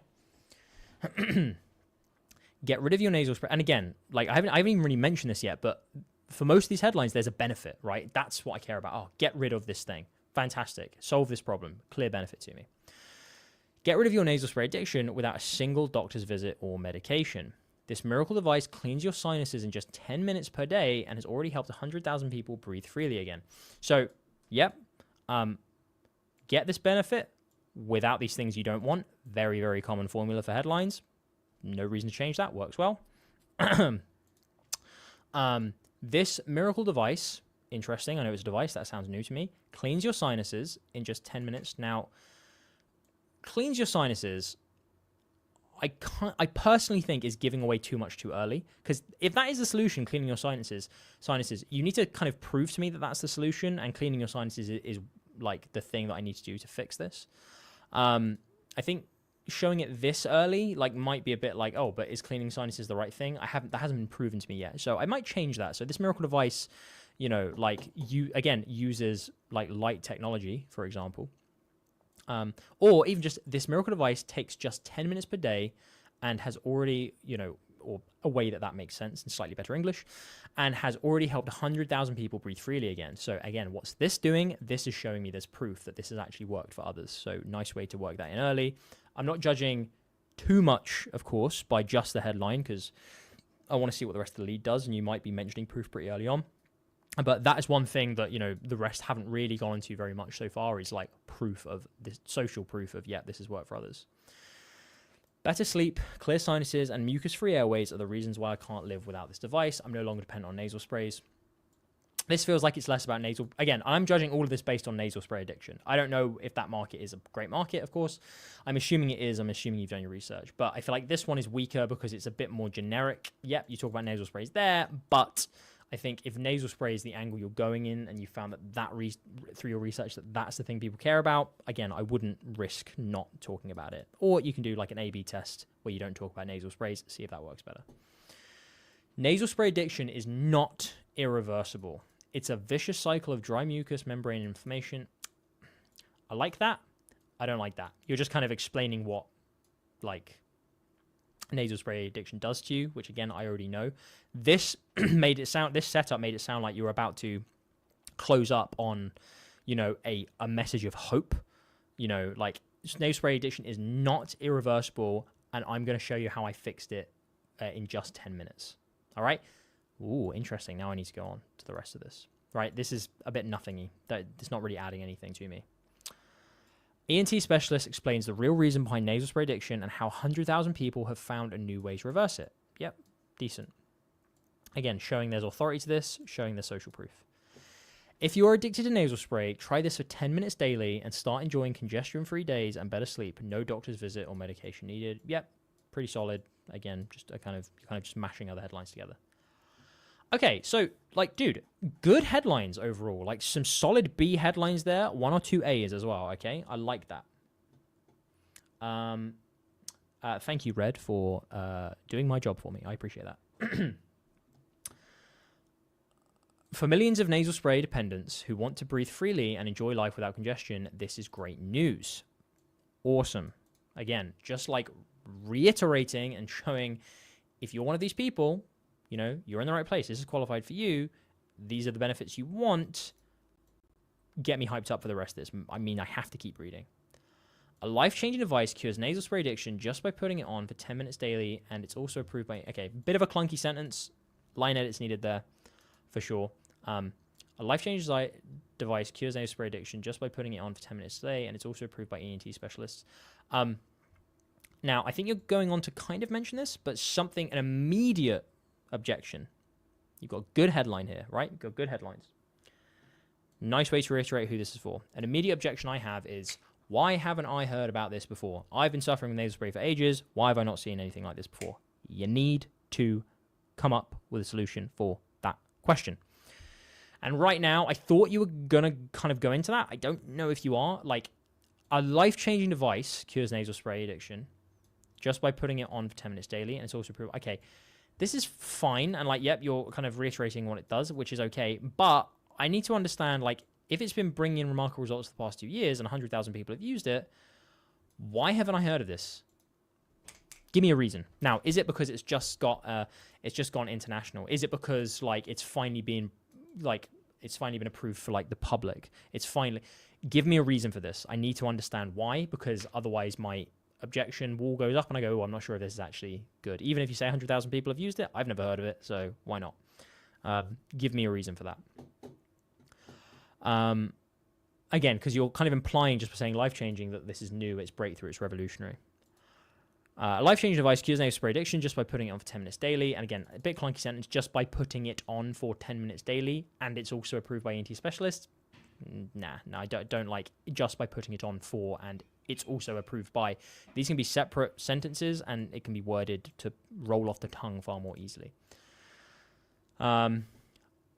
Again, ENT specialists, I think you definitely should mention this early on because it helps get over that authority thing. Okay, is this true? But I would tie that into why it's only just been given out to the public, right?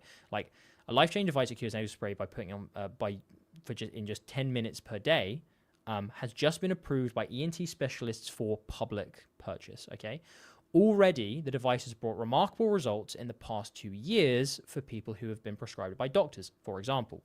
I don't know if any of this is true, of course, you need to work this out. Helping at least 100,000 people that are suffering from nasal spray addiction. Today, they are living their lives without ever touching a nasal spray again, free from irritation and headaches throughout the day, having sound sleep at night without a single gasp of air, and spending more time socially than they once thought impossible. The best part is you don't need a single doctor's visit or any prescribed medication to get over your tormenting addiction. Before and after images of clear sinuses.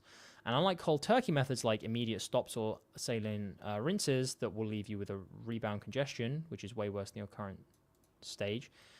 Bit too many words there. Again, mainly talking about line edits. I think this is flowing relatively well. You just need to make sure it's easy to read. This device works painlessly, helping you overcome even a 14-year-long addiction with ease.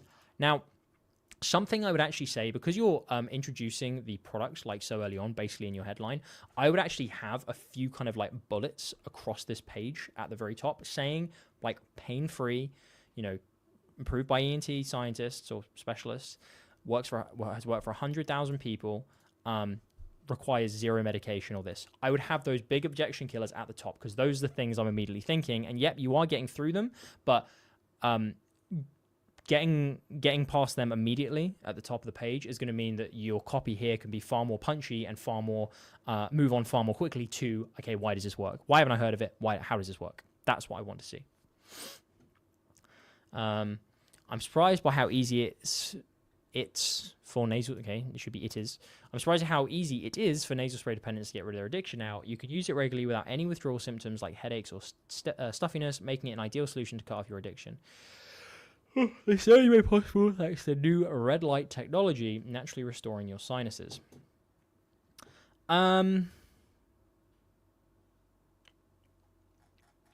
It's getting a little bit messier now, and it's purely because there doesn't seem like there's a lot of narrative structure to this, okay? Headlines were good.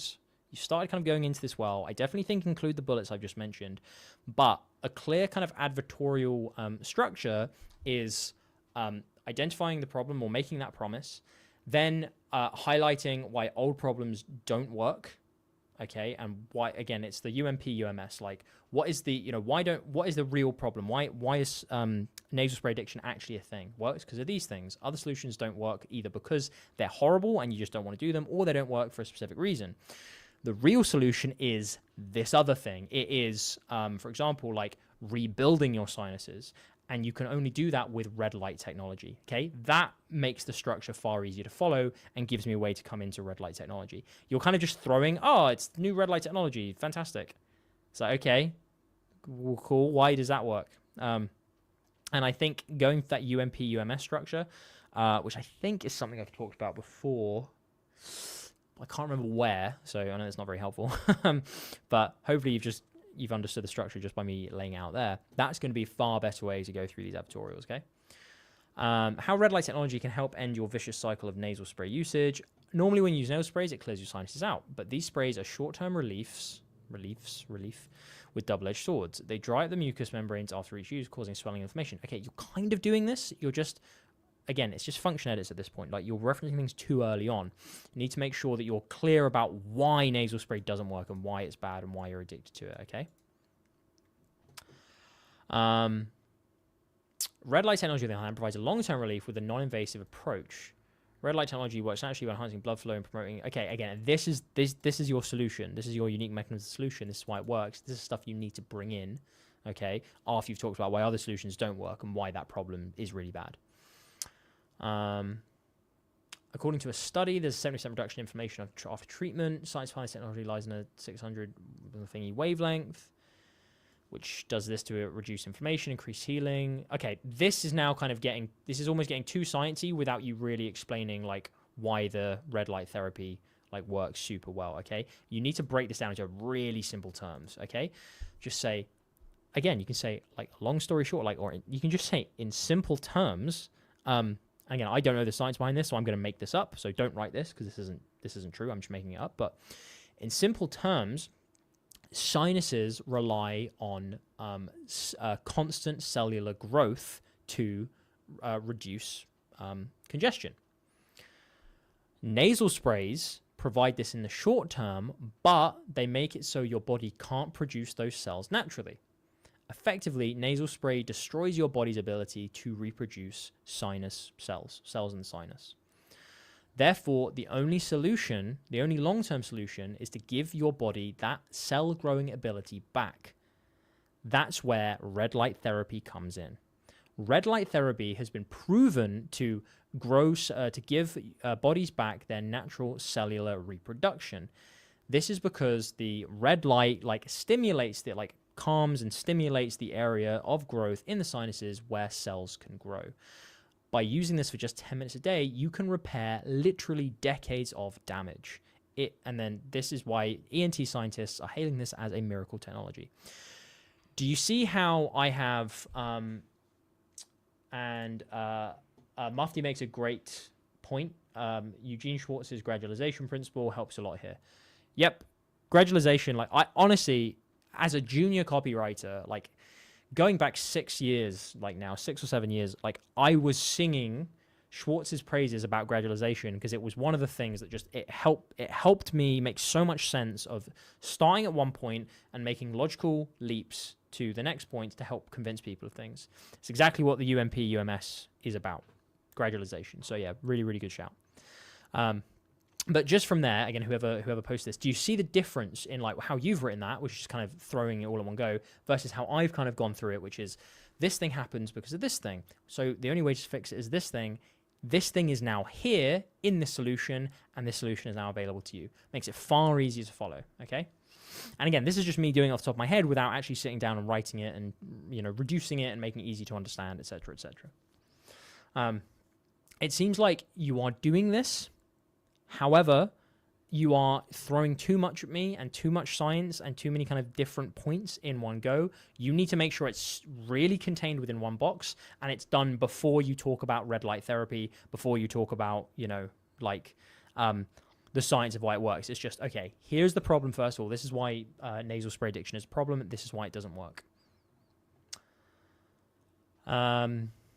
But again, this copy is decent, okay?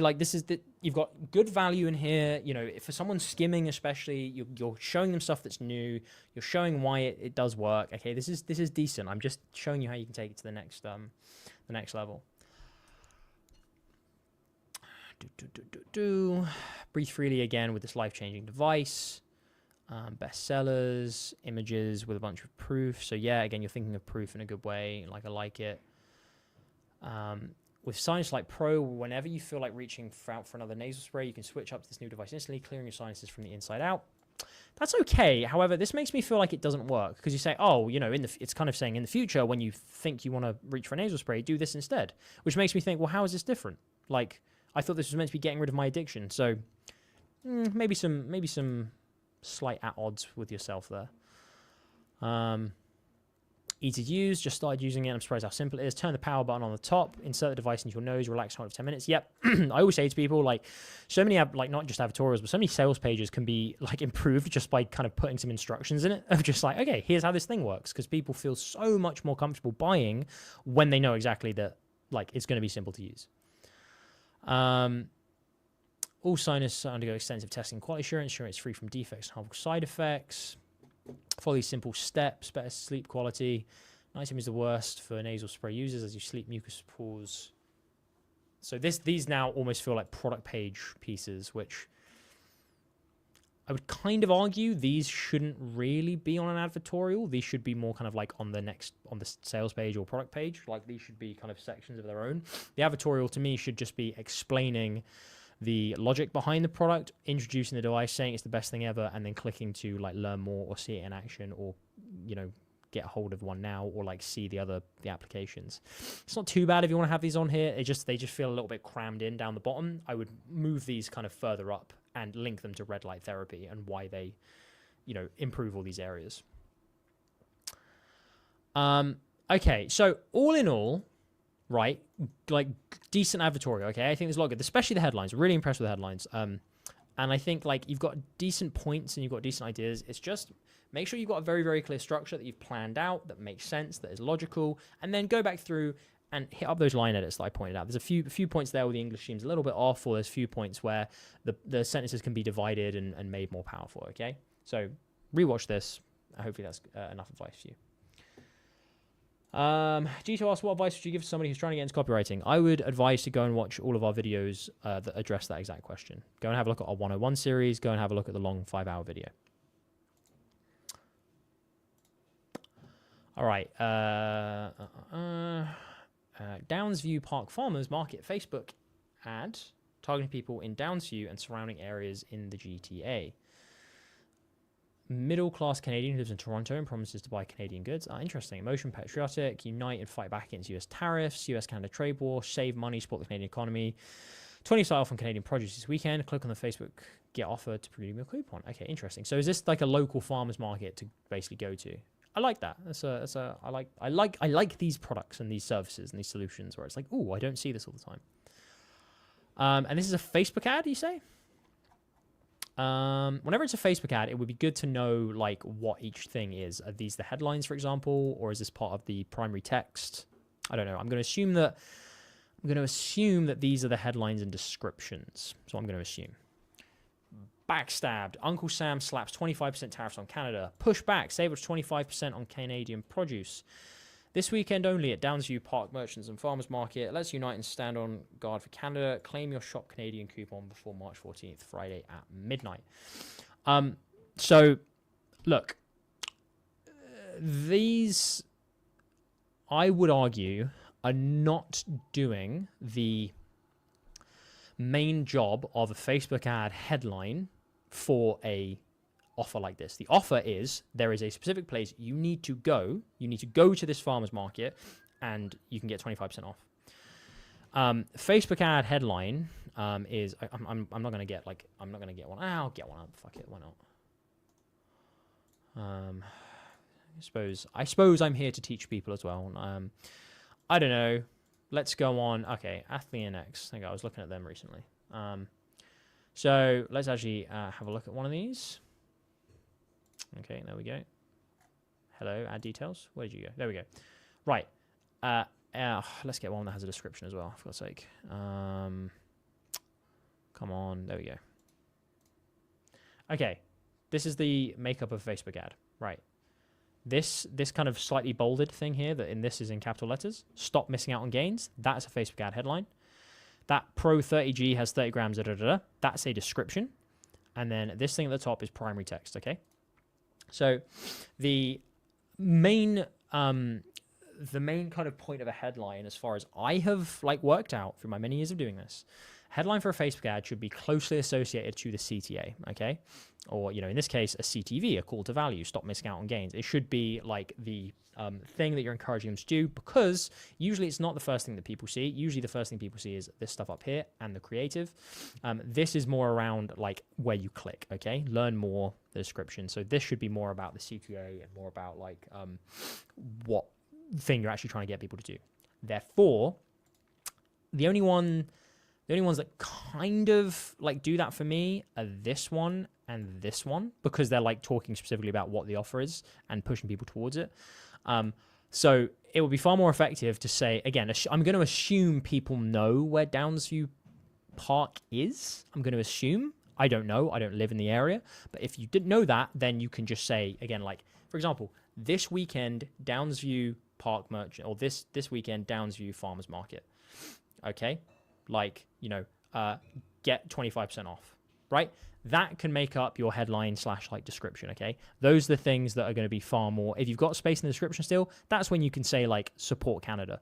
But it needs to be representative of the offer. You can have far more, it's going to be far more effective there.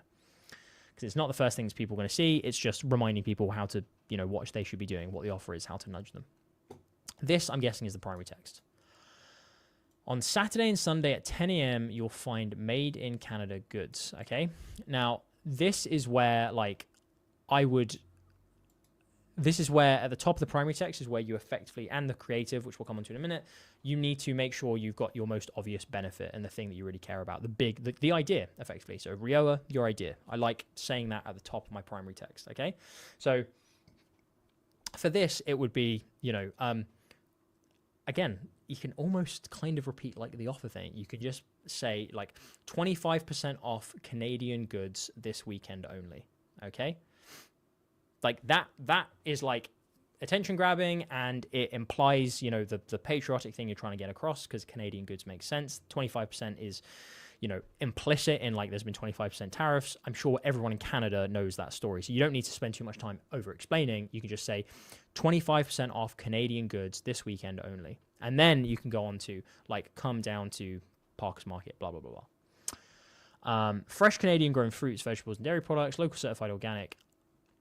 I'm not even going to review these. These are fine. Like, I think this is quite good that you're doing this, because so often people, like, when it's a really obvious offer, like, oh, come here to see these things, or, you know, visit because we've got this. So often people just want to fucking see a list of the shit that you have, and you're doing that here, and I think that works really well. So I think that's absolutely fine. I would just say, you know, make sure the 25% off thing is in your, you know, the headline, if you like, of this primary text section, and make sure you're moving on, you know, you're moving people on to say, like, we have like all the Canadian goods below at this address this weekend. Okay, bang, finger down, shows a list of goods, and then 3 lines of copy below could be used in the still visual. Okay, drop your politeness, push back against Uncle Sam's backstabbing trade policies. Together we'll make Canada the true North, strong and free. Act now. This coupon is only available to the first 300 proud Canadians.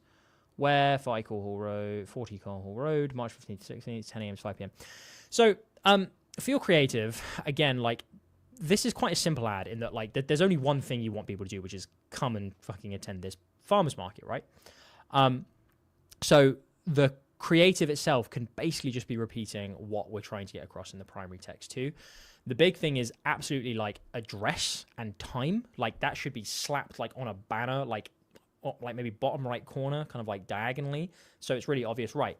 Like, this address, this time, 25% off all Canadian goods. I like that. And then I like something like, I think this is too much text for a creative, for a still image, personally. Like, purely because the offer is quite simple. And I would be like, you know, trying to elicit a big piece of text here to show, you know, I would say something like, you know, push back against the USA. Push back against the USA, right? Push back against the United States, or push back against Uncle Sam. Big letters. And I would have the creative be like a Canadian flag on top of an American flag, for example, okay? That's what I would do. Then, then like support Canadian grown, or support Canadian made, like join us like this weekend. And then there's the push to the information about where it is and when it is, okay? That, I think, is what I would suggest, okay? True North, strong, free. Like, I understand, like, you know, you've kind of put your the idea here of, like, you know, patriotism and fighting back, and like, I love that, and that's great, but you can get that across in like 1 or 2 lines. You don't need to kind of say everything like, we'll push, you know, backstabbing Uncle Sam, we'll make Canada great, true North, strong and free, act now, proud Canada. Like, you don't need to say all of that stuff. 1 or 2 lines will do it. You know, it's very, very, you know, it's implicit, like, what this is about. And you can, in the actual image as well, having the Canadian flag on top of the United States flag, you're basically doing that. The most important things about this are listing, which I'm glad you did. That's really great. Where and when. And then again, that kind of like additional justification, which comes through from the patriotism, come through, you know, this urgency as well, like available for the first, you know, 25% off available for the first 300 Canadians. Okay. That is something that's important. And I would absolutely add that to your primary text, slash, you know, add it to this headline here saying 25% off to the first 300 like people who redeem this coupon. Okay. And then you can have that headline, like I said up here, as redeem now. Okay. That can be one of the things you have. Matt, no, thanks for the feedback, Alex. Appreciate it. I'll study the structure of Facebook ads. Honestly, didn't spend too much time on this. Matt, it's good. Again, like, you've got decent ideas here. I think this would be fine. I just think make the changes I've said, and it's going to be closer to you know, that kind of perfect realm. LinkedIn ads. God, I fucking hate LinkedIn ads. Why are you making me review LinkedIn ads? LinkedIn ads. Client Quiller. I'm guessing Aquila the Hun. A SaaS designed to optimize the sales process for medium to large organizations. It has a bunch of features, but for this ad, we're focusing on just a sales proposal tool, which uses templates, test templates, and speeds up the proposal creation process massively. Okay, cool. Ideal buyers is sales manager or leader, unhappy with the quality results of their current sales proposals, not aware of proposal engagement tracking analytics, either relying on old company templates. Okay, cool. How clear proposals are different. Proven designs that have worked for other companies in the past. Clicking will take them to a custom landing page with 10 successful templates, plus users get real-time analytics. Stop the honest infinite scroll, win their click. I've written 3 versions of the topper copy, keep it super short in each case, and the creative headline. And CTA buttons remain fixed, made using a mock-up website. Right. Now, I used to head up a sales team So I will use my own brain to judge these. Do you like one of the top copy versions better than the others? Thoughts on the creative? Design will work on it later. I just came up with the idea and wanted to show the client what I had in mind. I could have shown one or more of the templates with the creative, but the size wouldn't have done it justice. It would have been a weak preview. Ads are on the next 3 pages. Okay, cool. Do I like the creative is the first thing. Because again, just like a Facebook ad, the first thing I see is the creative. Timeout. It's 2025. Average looking sales proposals don't win deals anymore. These interactive templates, 2x the closing ratio for 10 different 8-figure firms. Show me. That's fine. That is okay. I would go so far as to say that is bordering on like good, and it's much better than most LinkedIn ads I see. So well done there. The kind of timeout like dynamic you have here, I actually think that does work to a degree because you actually like are stopping me a little bit, and seeing a timeout or a stop at least intrigues me to go like, oh, is this going to be a statement? Is this going to be something about politics? So it certainly stops me. So I like that. However, something I would also suggest is just big bold letters like this, you know, sales managers or like sales leaders. Okay. Exclamation point if you wanted, but like in big letters, okay? And then you can have someone like with a timeout or pointing or something, pointing with a bag of money holding up. Those are the kind of things that, one, that's a direct call out, which is exactly what you want to do, try and grab attention and cut through the noise. And two, it's having basically the exact same effect of this. It's still kind of intriguing, but you're disqualifying people who it doesn't matter. And you are still doing that whole kind of like, oh, timeout thing where you're just being a bit more interesting with it, a big bag of money and someone pointing. That is different enough to grab attention. It's 2025. Yeah, I understand that's kind of helping prop up the rest of this, but like I might kill that. I would be a bit more evocative in this. Average looking sales proposals don't win deals anymore. I think that's fine. I do think that's actually okay. Like you are kind of getting to the crux of the problem. I would say another way to frame that is to say like something like your just get, you know, sales managers, like your sales proposals, you know, like your sales proposals are losing you deals. Like, let me prove it. Okay. ... Then these again, I like what you've done kind of down here. These interactive templates, 2x, 2x is fine. I might maybe change it like a percentage, you know, and rephrase the sentence a little bit. But these interactive templates, 2x the closing ratio for 10 different 8-figure firms. Okay, like, show me. Nice. I think that works as a piece of copy. I think there's enough intrigue there because I'm like, okay, I'm gonna have a look, right? So I think you'd be a little bit more evocative. I would call out more, but I think this is certainly decent. Certainly better than most LinkedIn ads I see. Craft a winning proposal for your dream prospects in minutes. Track their every move once they open. Top 10 templates. Fine. No problem with that. 10 proven proposal templates your sales team will thank you for. Again, fine. Honestly, like, I think this could be treated more as almost like eyebrow copy type stuff, where you're kind of just saying like, you know, instead of just, you could say 10 proven proposal templates, in brackets, number 6 has earned $2 million in sales, right? That's like, it's giving me a bit more intrigue. It's giving me another reason to look past. But to be honest, in LinkedIn, the creative is what is going to be doing the creative and the call to action is what's going to be doing most of the work here, okay? And I think you're doing fine with that, especially with the changes I recommend. Close deals faster with stunning sales proposals, track engagement in real time, grab top 10 performing templates. I can already tell you I'm not going to prefer one of these toppers more than one of the others. Yeah, they're all basically the same, okay? The fact, you know, pointing to the templates, pointing down, talking about the main benefit, that's fine.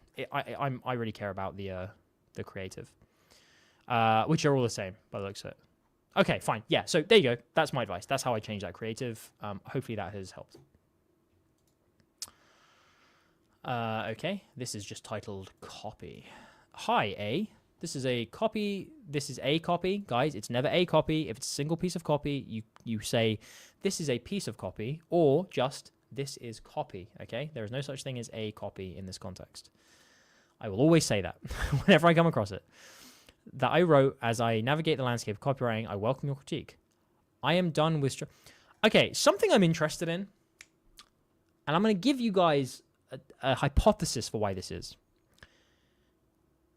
I notice a lot of beginners, like very, very newbie beginners, they will write copy that is selling a copywriting course, okay? Please fucking stop doing that.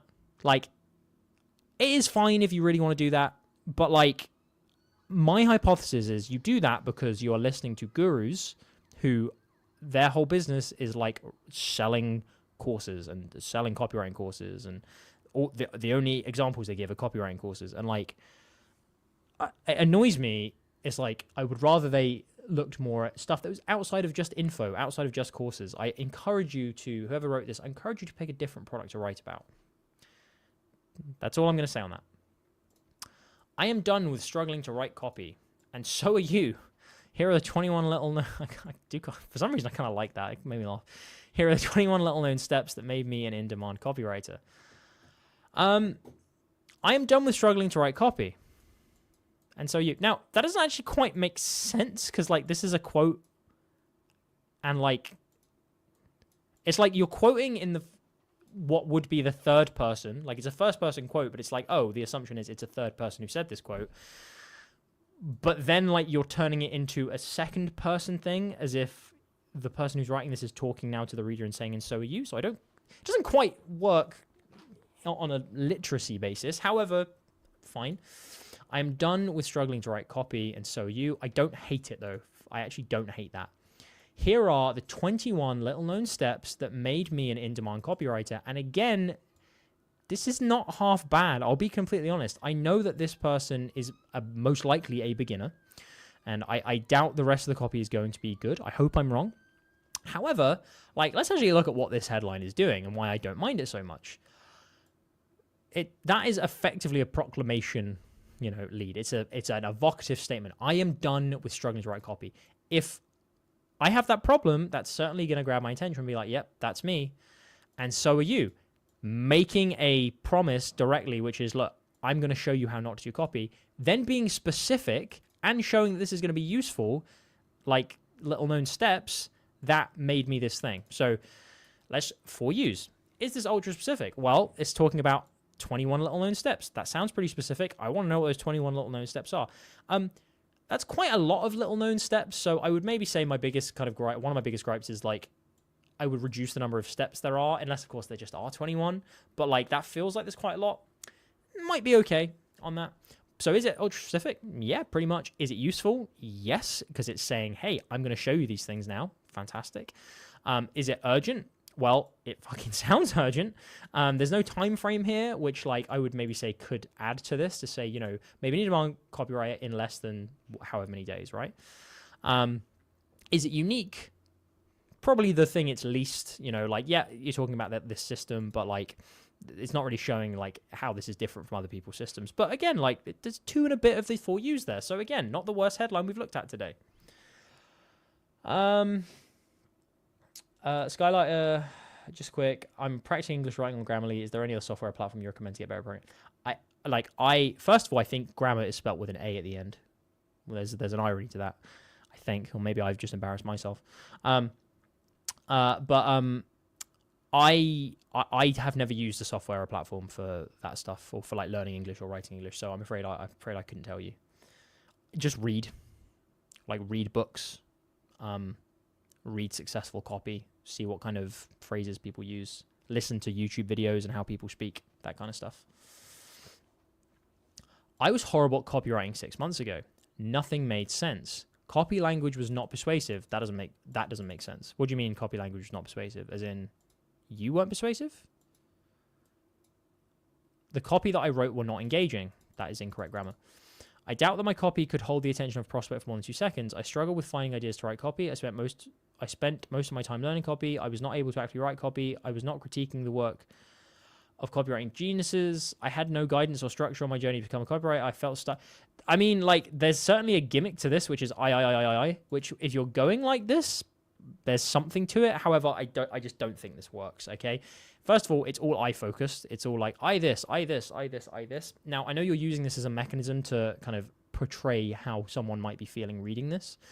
But this is repetitive to read, and you can say the same thing in basically 2 or 3 lines, okay? And there are a few things that just don't make sense. For example, like, we're not engaging. Copy language is not persuasive. I was not critiquing the work of copywriting geniuses. I just don't quite know what you're trying to get at through those things. I asked myself, are you sure this is for you? Look, every fucking sentence starts with I, okay? Like, again, if this is a gimmick, I somewhat appreciate it, but you can say so much more and so much less just by focusing on the person who is reading this. I could not overcome the resistance and write copy daily. I was not able to develop a copywriting routine. The little nagging voice in my head said, give up, this is not for you. Today, I'm an efficient copywriter. Imagine if I'd given up, struggled to make the transition. Is that a note for me saying like you couldn't make the transition to this piece of copy, or was that part of the copy? Either way, this bit is bad. It doesn't make sense. Here are the 21 steps that made me a better copywriter swiftly. Actively reading copy daily, writing copy daily. Okay, so these are just pieces. So these are just tips.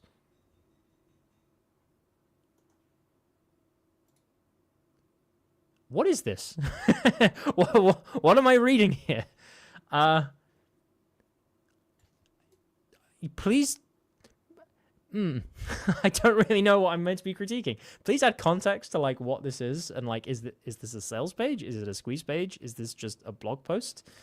Like I don't know. So like, because this is just kind of like, hey, I was really shit. Then I did stuff that was good. Here's the stuff I did that was good. This is just advice. Is this a LinkedIn post? I can't really review this. I figured it was going to be like a sales page or a squeeze page or something, which I was like, oh, this seems like there's something going to be useful on this page, but you're not really building a sales narrative or pushing me towards anything. Therefore, it's not really just like, action copy. Yeah, people have got to write better context for sure. But yeah, that's certainly got an element of uniqueness to this page. You just need to turn it into something that is, actual copy. All right. Oh, hang on. Let's see if this person has done it. No, they haven't. Context. Bonjour, Alex, to Sean, Rod, probably not Lindsey. This is one of my daily emails sent to my list of potential / current clients, copywriters, and other freelancers, and my dog. I like the title of this. Slippery Whetstone critique, am I right? Nice. Non-client audience coming from meta ads, selling digital products. Okay. Dog opted in under stress.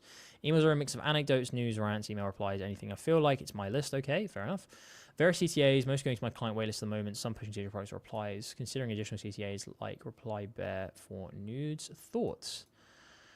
So effectively, I'm going to treat this like a value email. Okay, like that's what I'm going to treat this as. So just a value email, part of your newsletter going to your list. Subject line: my wife caught me pinging girls online. Well, that's certainly an intriguing subject line. There's no SSL, no preview, so that's all I've got to go on. Now, you are taking the route, and again, I know this is someone who like now has been writing newsletters for quite a while to my own lists through Copy That. There's effectively, again, kind of two routes you can take. There's the different route and there's the relevant route, or you can mash them together. You've gone very much the different route, which is like intriguing. It's going to stand out in the inbox in terms of like, hopefully no one else is sending emails with those kind of subject lines. And you're just banking on the intrigue. Now they can work really, really well. I think our best ever performing subject line for Copy That was an intrigue email subject line. Okay. Like talking about just random value emails that we've sent. Best ever performing one purely for open rates was an intrigue one. I had no kind of benefit in, but you're not being relevant, which means you're sacrificing any, potential like relevance with a benefit or a problem they have. So there's no right or wrong. I'm not saying, oh, you should add a benefit to this. I'm just saying for the audience who are watching this, this is what I'm going to say Nick, because I assume that's your name, because that's what I saw at the bottom. That's what Nick has done. Okay. But I like that as an intrigue subject line for sure. My wife caught me pinging girls online. Cool. And one of the reasons I like that as an intrigue subject line is because not only is it different, there's also an element of risk to it, and it sounds a bit risque. It's kind of leaning on the sexual side of things as well, which people like love and are intrigued by. That's why in subreddits, the top fucking questions that get asked all the time are almost always about sex. And like there is an immediate kind of stake in the story. You're giving me like a point of action, which I'm assuming is what it's going to open with. I stood in our bedroom, putting away my keys and wallet after a quick grocery trip when, who is this chick you're connecting with on your laptop? I like this so far. This is engaging. It's put me in the middle of action. Cool. News shout sliced through the air like a hot wife through butter. What? I yell back, knocking over a chair and punting a pink bottle of baby lotion into the wall as I lurch towards the kitchen. Okay, something I'm usually aware of, and I've come to recognize this in my own writing, and I try to kind of cut down and kill it now. You're a good writer. I can tell that already. You're a good writer. Something good writers tend to do is overwrite, and that's what this sentence is doing, okay? Like, you have to ask yourself, is this actually useful for the story? Or is this just try to be a bit humorous? Because in most cases, trying to be a bit humorous doesn't actually like equal humorous. Humor usually just comes from the explanation of the situation, or, you know, the structure of the copy itself and the way you're describing the story. As it stands, what I yell back, knocking over a chair, fine. Like, that is getting across the kind of like, you were panicked, you know. I yell back, knocking over a chair as I lurch towards the kitchen. And punting a pink bottle of baby lotion into the wall, like, that, just cut it. It's just adding to time to tell the story. It's more like breath I've got to use to read it. More of my mind I've got to be engaged. More of a chance that I'm going to be not interested in the story, okay? Cut that. Be so ruthless with your cuts when it comes to reviewing. Shit like that, sentences like that, they can just be gone. Again, splat, same thing. I grab the doorknob and ping. Oh no, message notifications. My veins ran cold. Who the heck is messaging me? Okay. This is confusing me.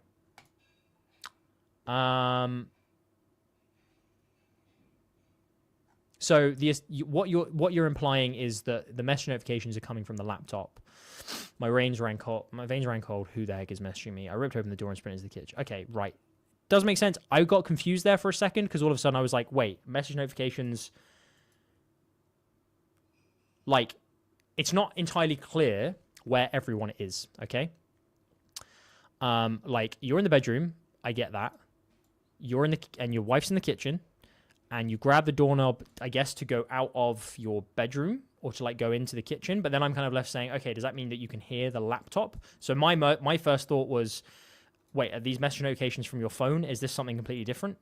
So this is what I mean, but like, you've established a few different moving pieces here. You're in the bedroom, your wife's in the kitchen, you're reaching for a doorknob, you've lurched out towards the kitchen, like, which again is like, lurching towards the kitchen kind of makes it seem like, oh, you're on the same level as the kitchen, you're going towards it, you're putting your hand on a doorknob of something, and then messages are coming in.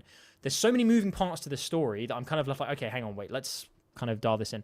So the way that you fix this is simply by taking out some of those moving parts that aren't as important, okay? For example, is it important that you hear message notifications on the way to talk to your wife? I don't really think so, okay? I'm guessing that I saw a few pings, so I'm guessing that messages are going to become important, but leave that for when you're in the room. This kind of like, my veins ran cold, who the heck is messaging me stuff, that can be deleted, and you can just go straight to, like, I lurched towards the kitchen. Like, I ripped the door open, then you continue with the story, okay? Delete that. That's not adding anything right now. You're going to be talking about how the messages are coming through and how the ping's coming through. Removing this just removes confusion about the moving parts, where people are, where the messages are coming from, okay? I ripped open the door and sprinted into the kitchen. Again, if you were going to delete all this, then because you've just said kitchen there, you might want to like remove kitchen here. Like, I sprinted in. I opened the door and sprinted in, skidding to a halt next to our island. There was my wife looking cross as a bun, as in hot cross buns. Okay, fair enough. Tusking me with a wooden spatula. Ooh. You've got some explaining to do, she sang. Oh, and look at this. Like this so far, again, like, and you kind of introduced what seems like another moving part. You've got some explaining to, implying that she's talking about the messages. Oh, and look at this. Makes it sound, that O makes it sound like we're now on a separate subject. So like, you've got some explaining to, about the messages. Oh, and look at this. Now this makes me think, oh, is this something different? So again, just like a slight narrative, like, twinge there you need to iron out, like a little wrinkle that you can get rid of. You've got some explaining to do. She sang, look at this. Not oh, and just look at this. Ping. You know, and then again, describe, because I don't want to get lost in this. I don't want the reader to get lost. Ping, my wife held up my laptop screen that was screaming out notifications, for example. Who's Mindy now? Shauna wasn't enough for you? I would get rid of that now. I'd just say, who's Mindy? Shauna wasn't enough for you? Again, now this is implying to me that like you were already kind of. So I think what you're saying is more messages are coming through.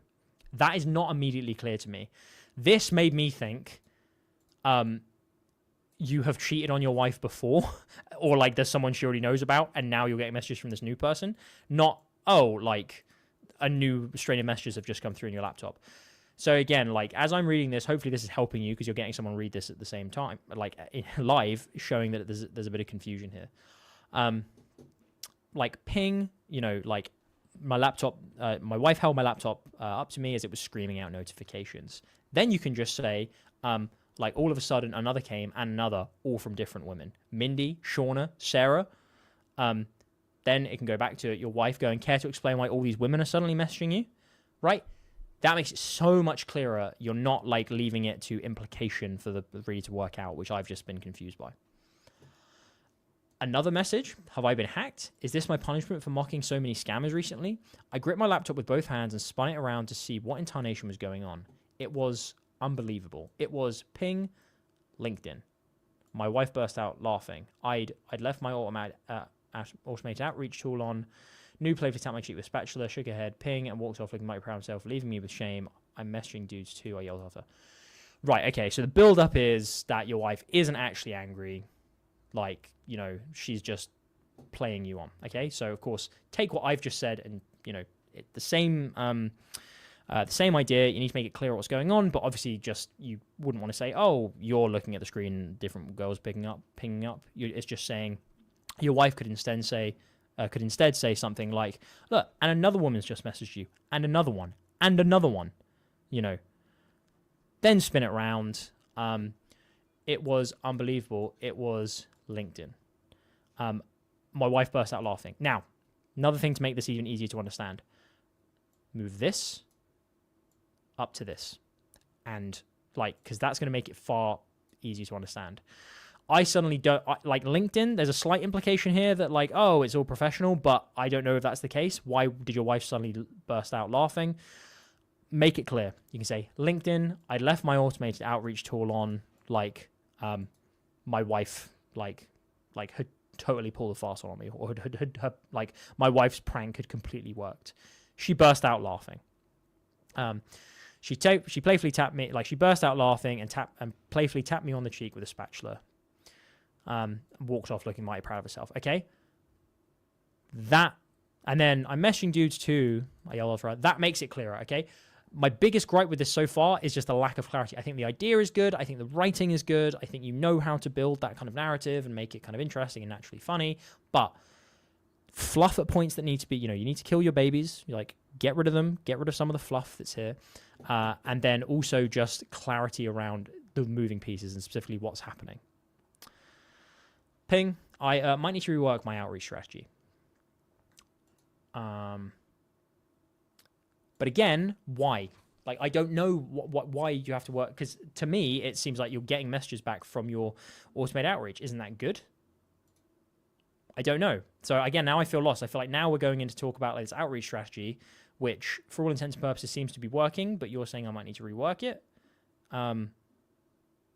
Is that a good thing? I don't know yet. And it's just leaving me a little bit confused. I feel like I need a bit more hand-holding.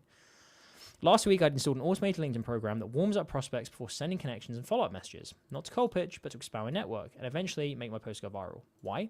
To kidnap more subscribers for this email list, of course. If I told you once, I've told you 1,000 times, your marketing starts and ends with your list. Everything else is lead gen. Insert meme to astronauts, one holding another gun to the head, or is it all just lead generation? Always has been. Ping, email is your magic money lever, not LinkedIn, YouTube, or wait, you're running billboards too. Okay, pause for a second. Go back here. Now I know kind of where you're going with this.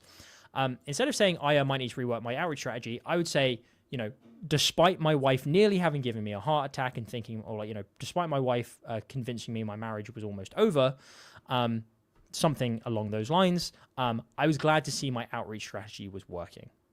Okay?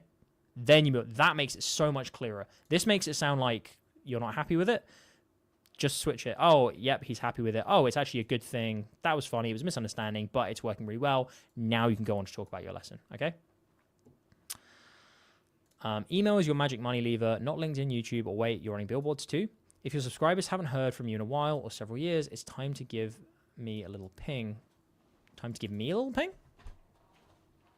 Again, slightly confused. If subscribers haven't heard from you in a while or several years, it's time to give, is it meant to be give them a little ping? Or are you trying to get people to email you back, for example, to like help them? I'm not sure. Otherwise, you're missing out on the easiest revenue you'll ever make in your life. Ping-a-ling the link below, get on my waitlist, and let's rekindle those lost subscribers before you love face for good. Waitlist, text-based matchmaking. Now, Nick, I know that you are sending to subscribers who, some of whom potentially know what this waitlist is, but you have to assume when you're messaging that people don't know what this thing is, okay? That they're either forgotten about it or they've not seen it before, they haven't opened like your emails before. I don't know what the fuck this waitlist is or why I should be getting on it, okay? So like,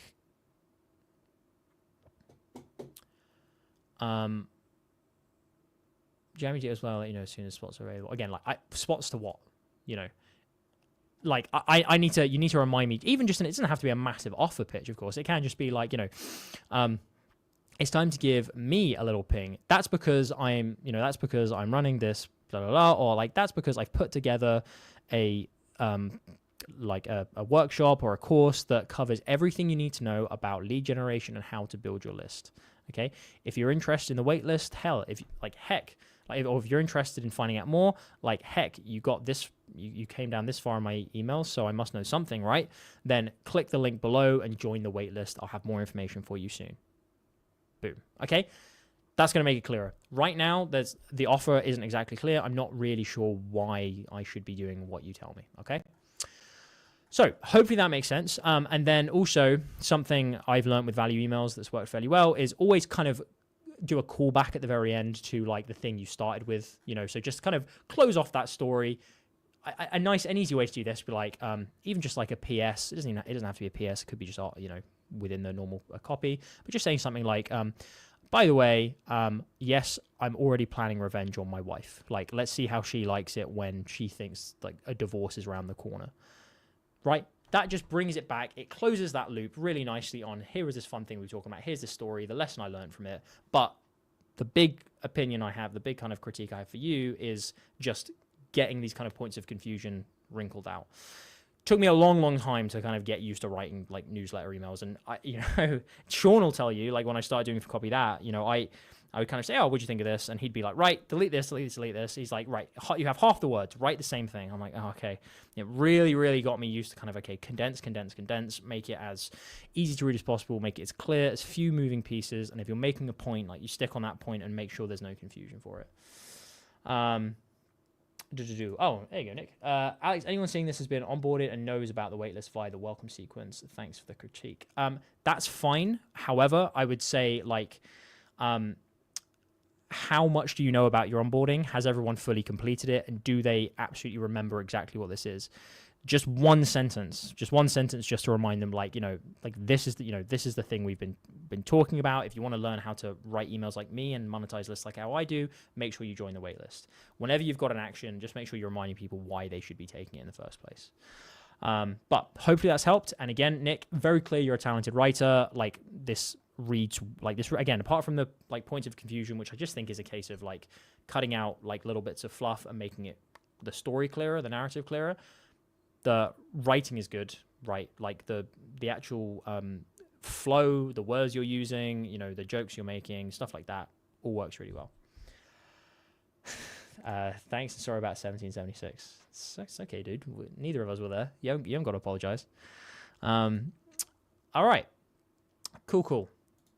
And then this last one, which have not been granted access to. So sorry if you sent that one. And again, for anyone watching this, you know, who's watching the replay, if your copy didn't get critiqued and you submitted, the reason being is because you had just written placeholder. And when I opened up the documents for this, which I do like a minute before the call, you had not provided a link. So please, if you're watching this, especially on repeat, and you're like, where's my copy? You need to make sure that you put a link in there at least like 5, I would say even 10, 15 minutes before the call. I tend to get the copy up like within the kind of 5 minutes before.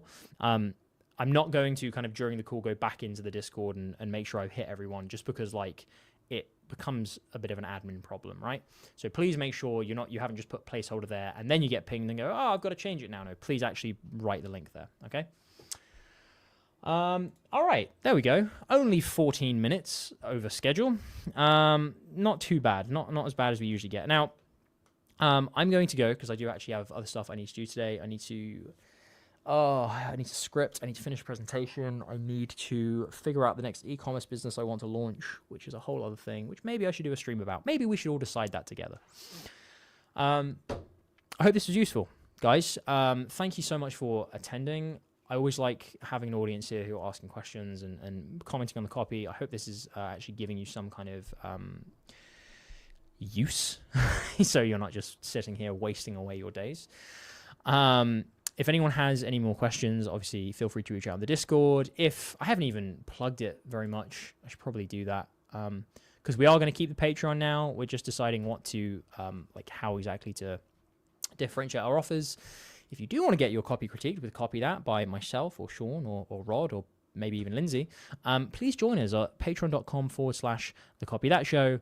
$20 a month, and we haven't officially announced this yet, but we will be in a YouTube video soon. We're going to be upping that price for the Patreon. I think I don't know if we've decided on an exact amount, but to like $40 or $50 a month. If you're already in the Patreon, you're not going to get a price rise. Like it's always going to be $20 a month for you. If you leave and decide to rejoin, that's when you would get a price rise. Purely because we've kind of realized that we're really undercharging for these critiques, and one of the reasons no one else does these critiques is because like it takes hours of our time, and hours of our time are worth like a fair chunk of money. So we need to charge more for these basically. But if you're already in the Patreon / if you join the Patreon before we put the prices up, you'll always have it for $20 a month. But there should be a video coming out about that soon, I'm pretty sure. So there you go. Go join that if you want to get your copy critiqued. Red says, so you're launching another e-commerce business? Yep, I am. I still need to decide what it's going to be. I have a few ideas. I might go back into dogs. I might try something different. I might do something around like kids' toys or like educational stuff. There's also just a ton of ideas I've just got. Like, I need to think. But I have been given an opportunity to where there's a supply line basically just waiting. They just need someone to come up with a product and to market it, which is my thing.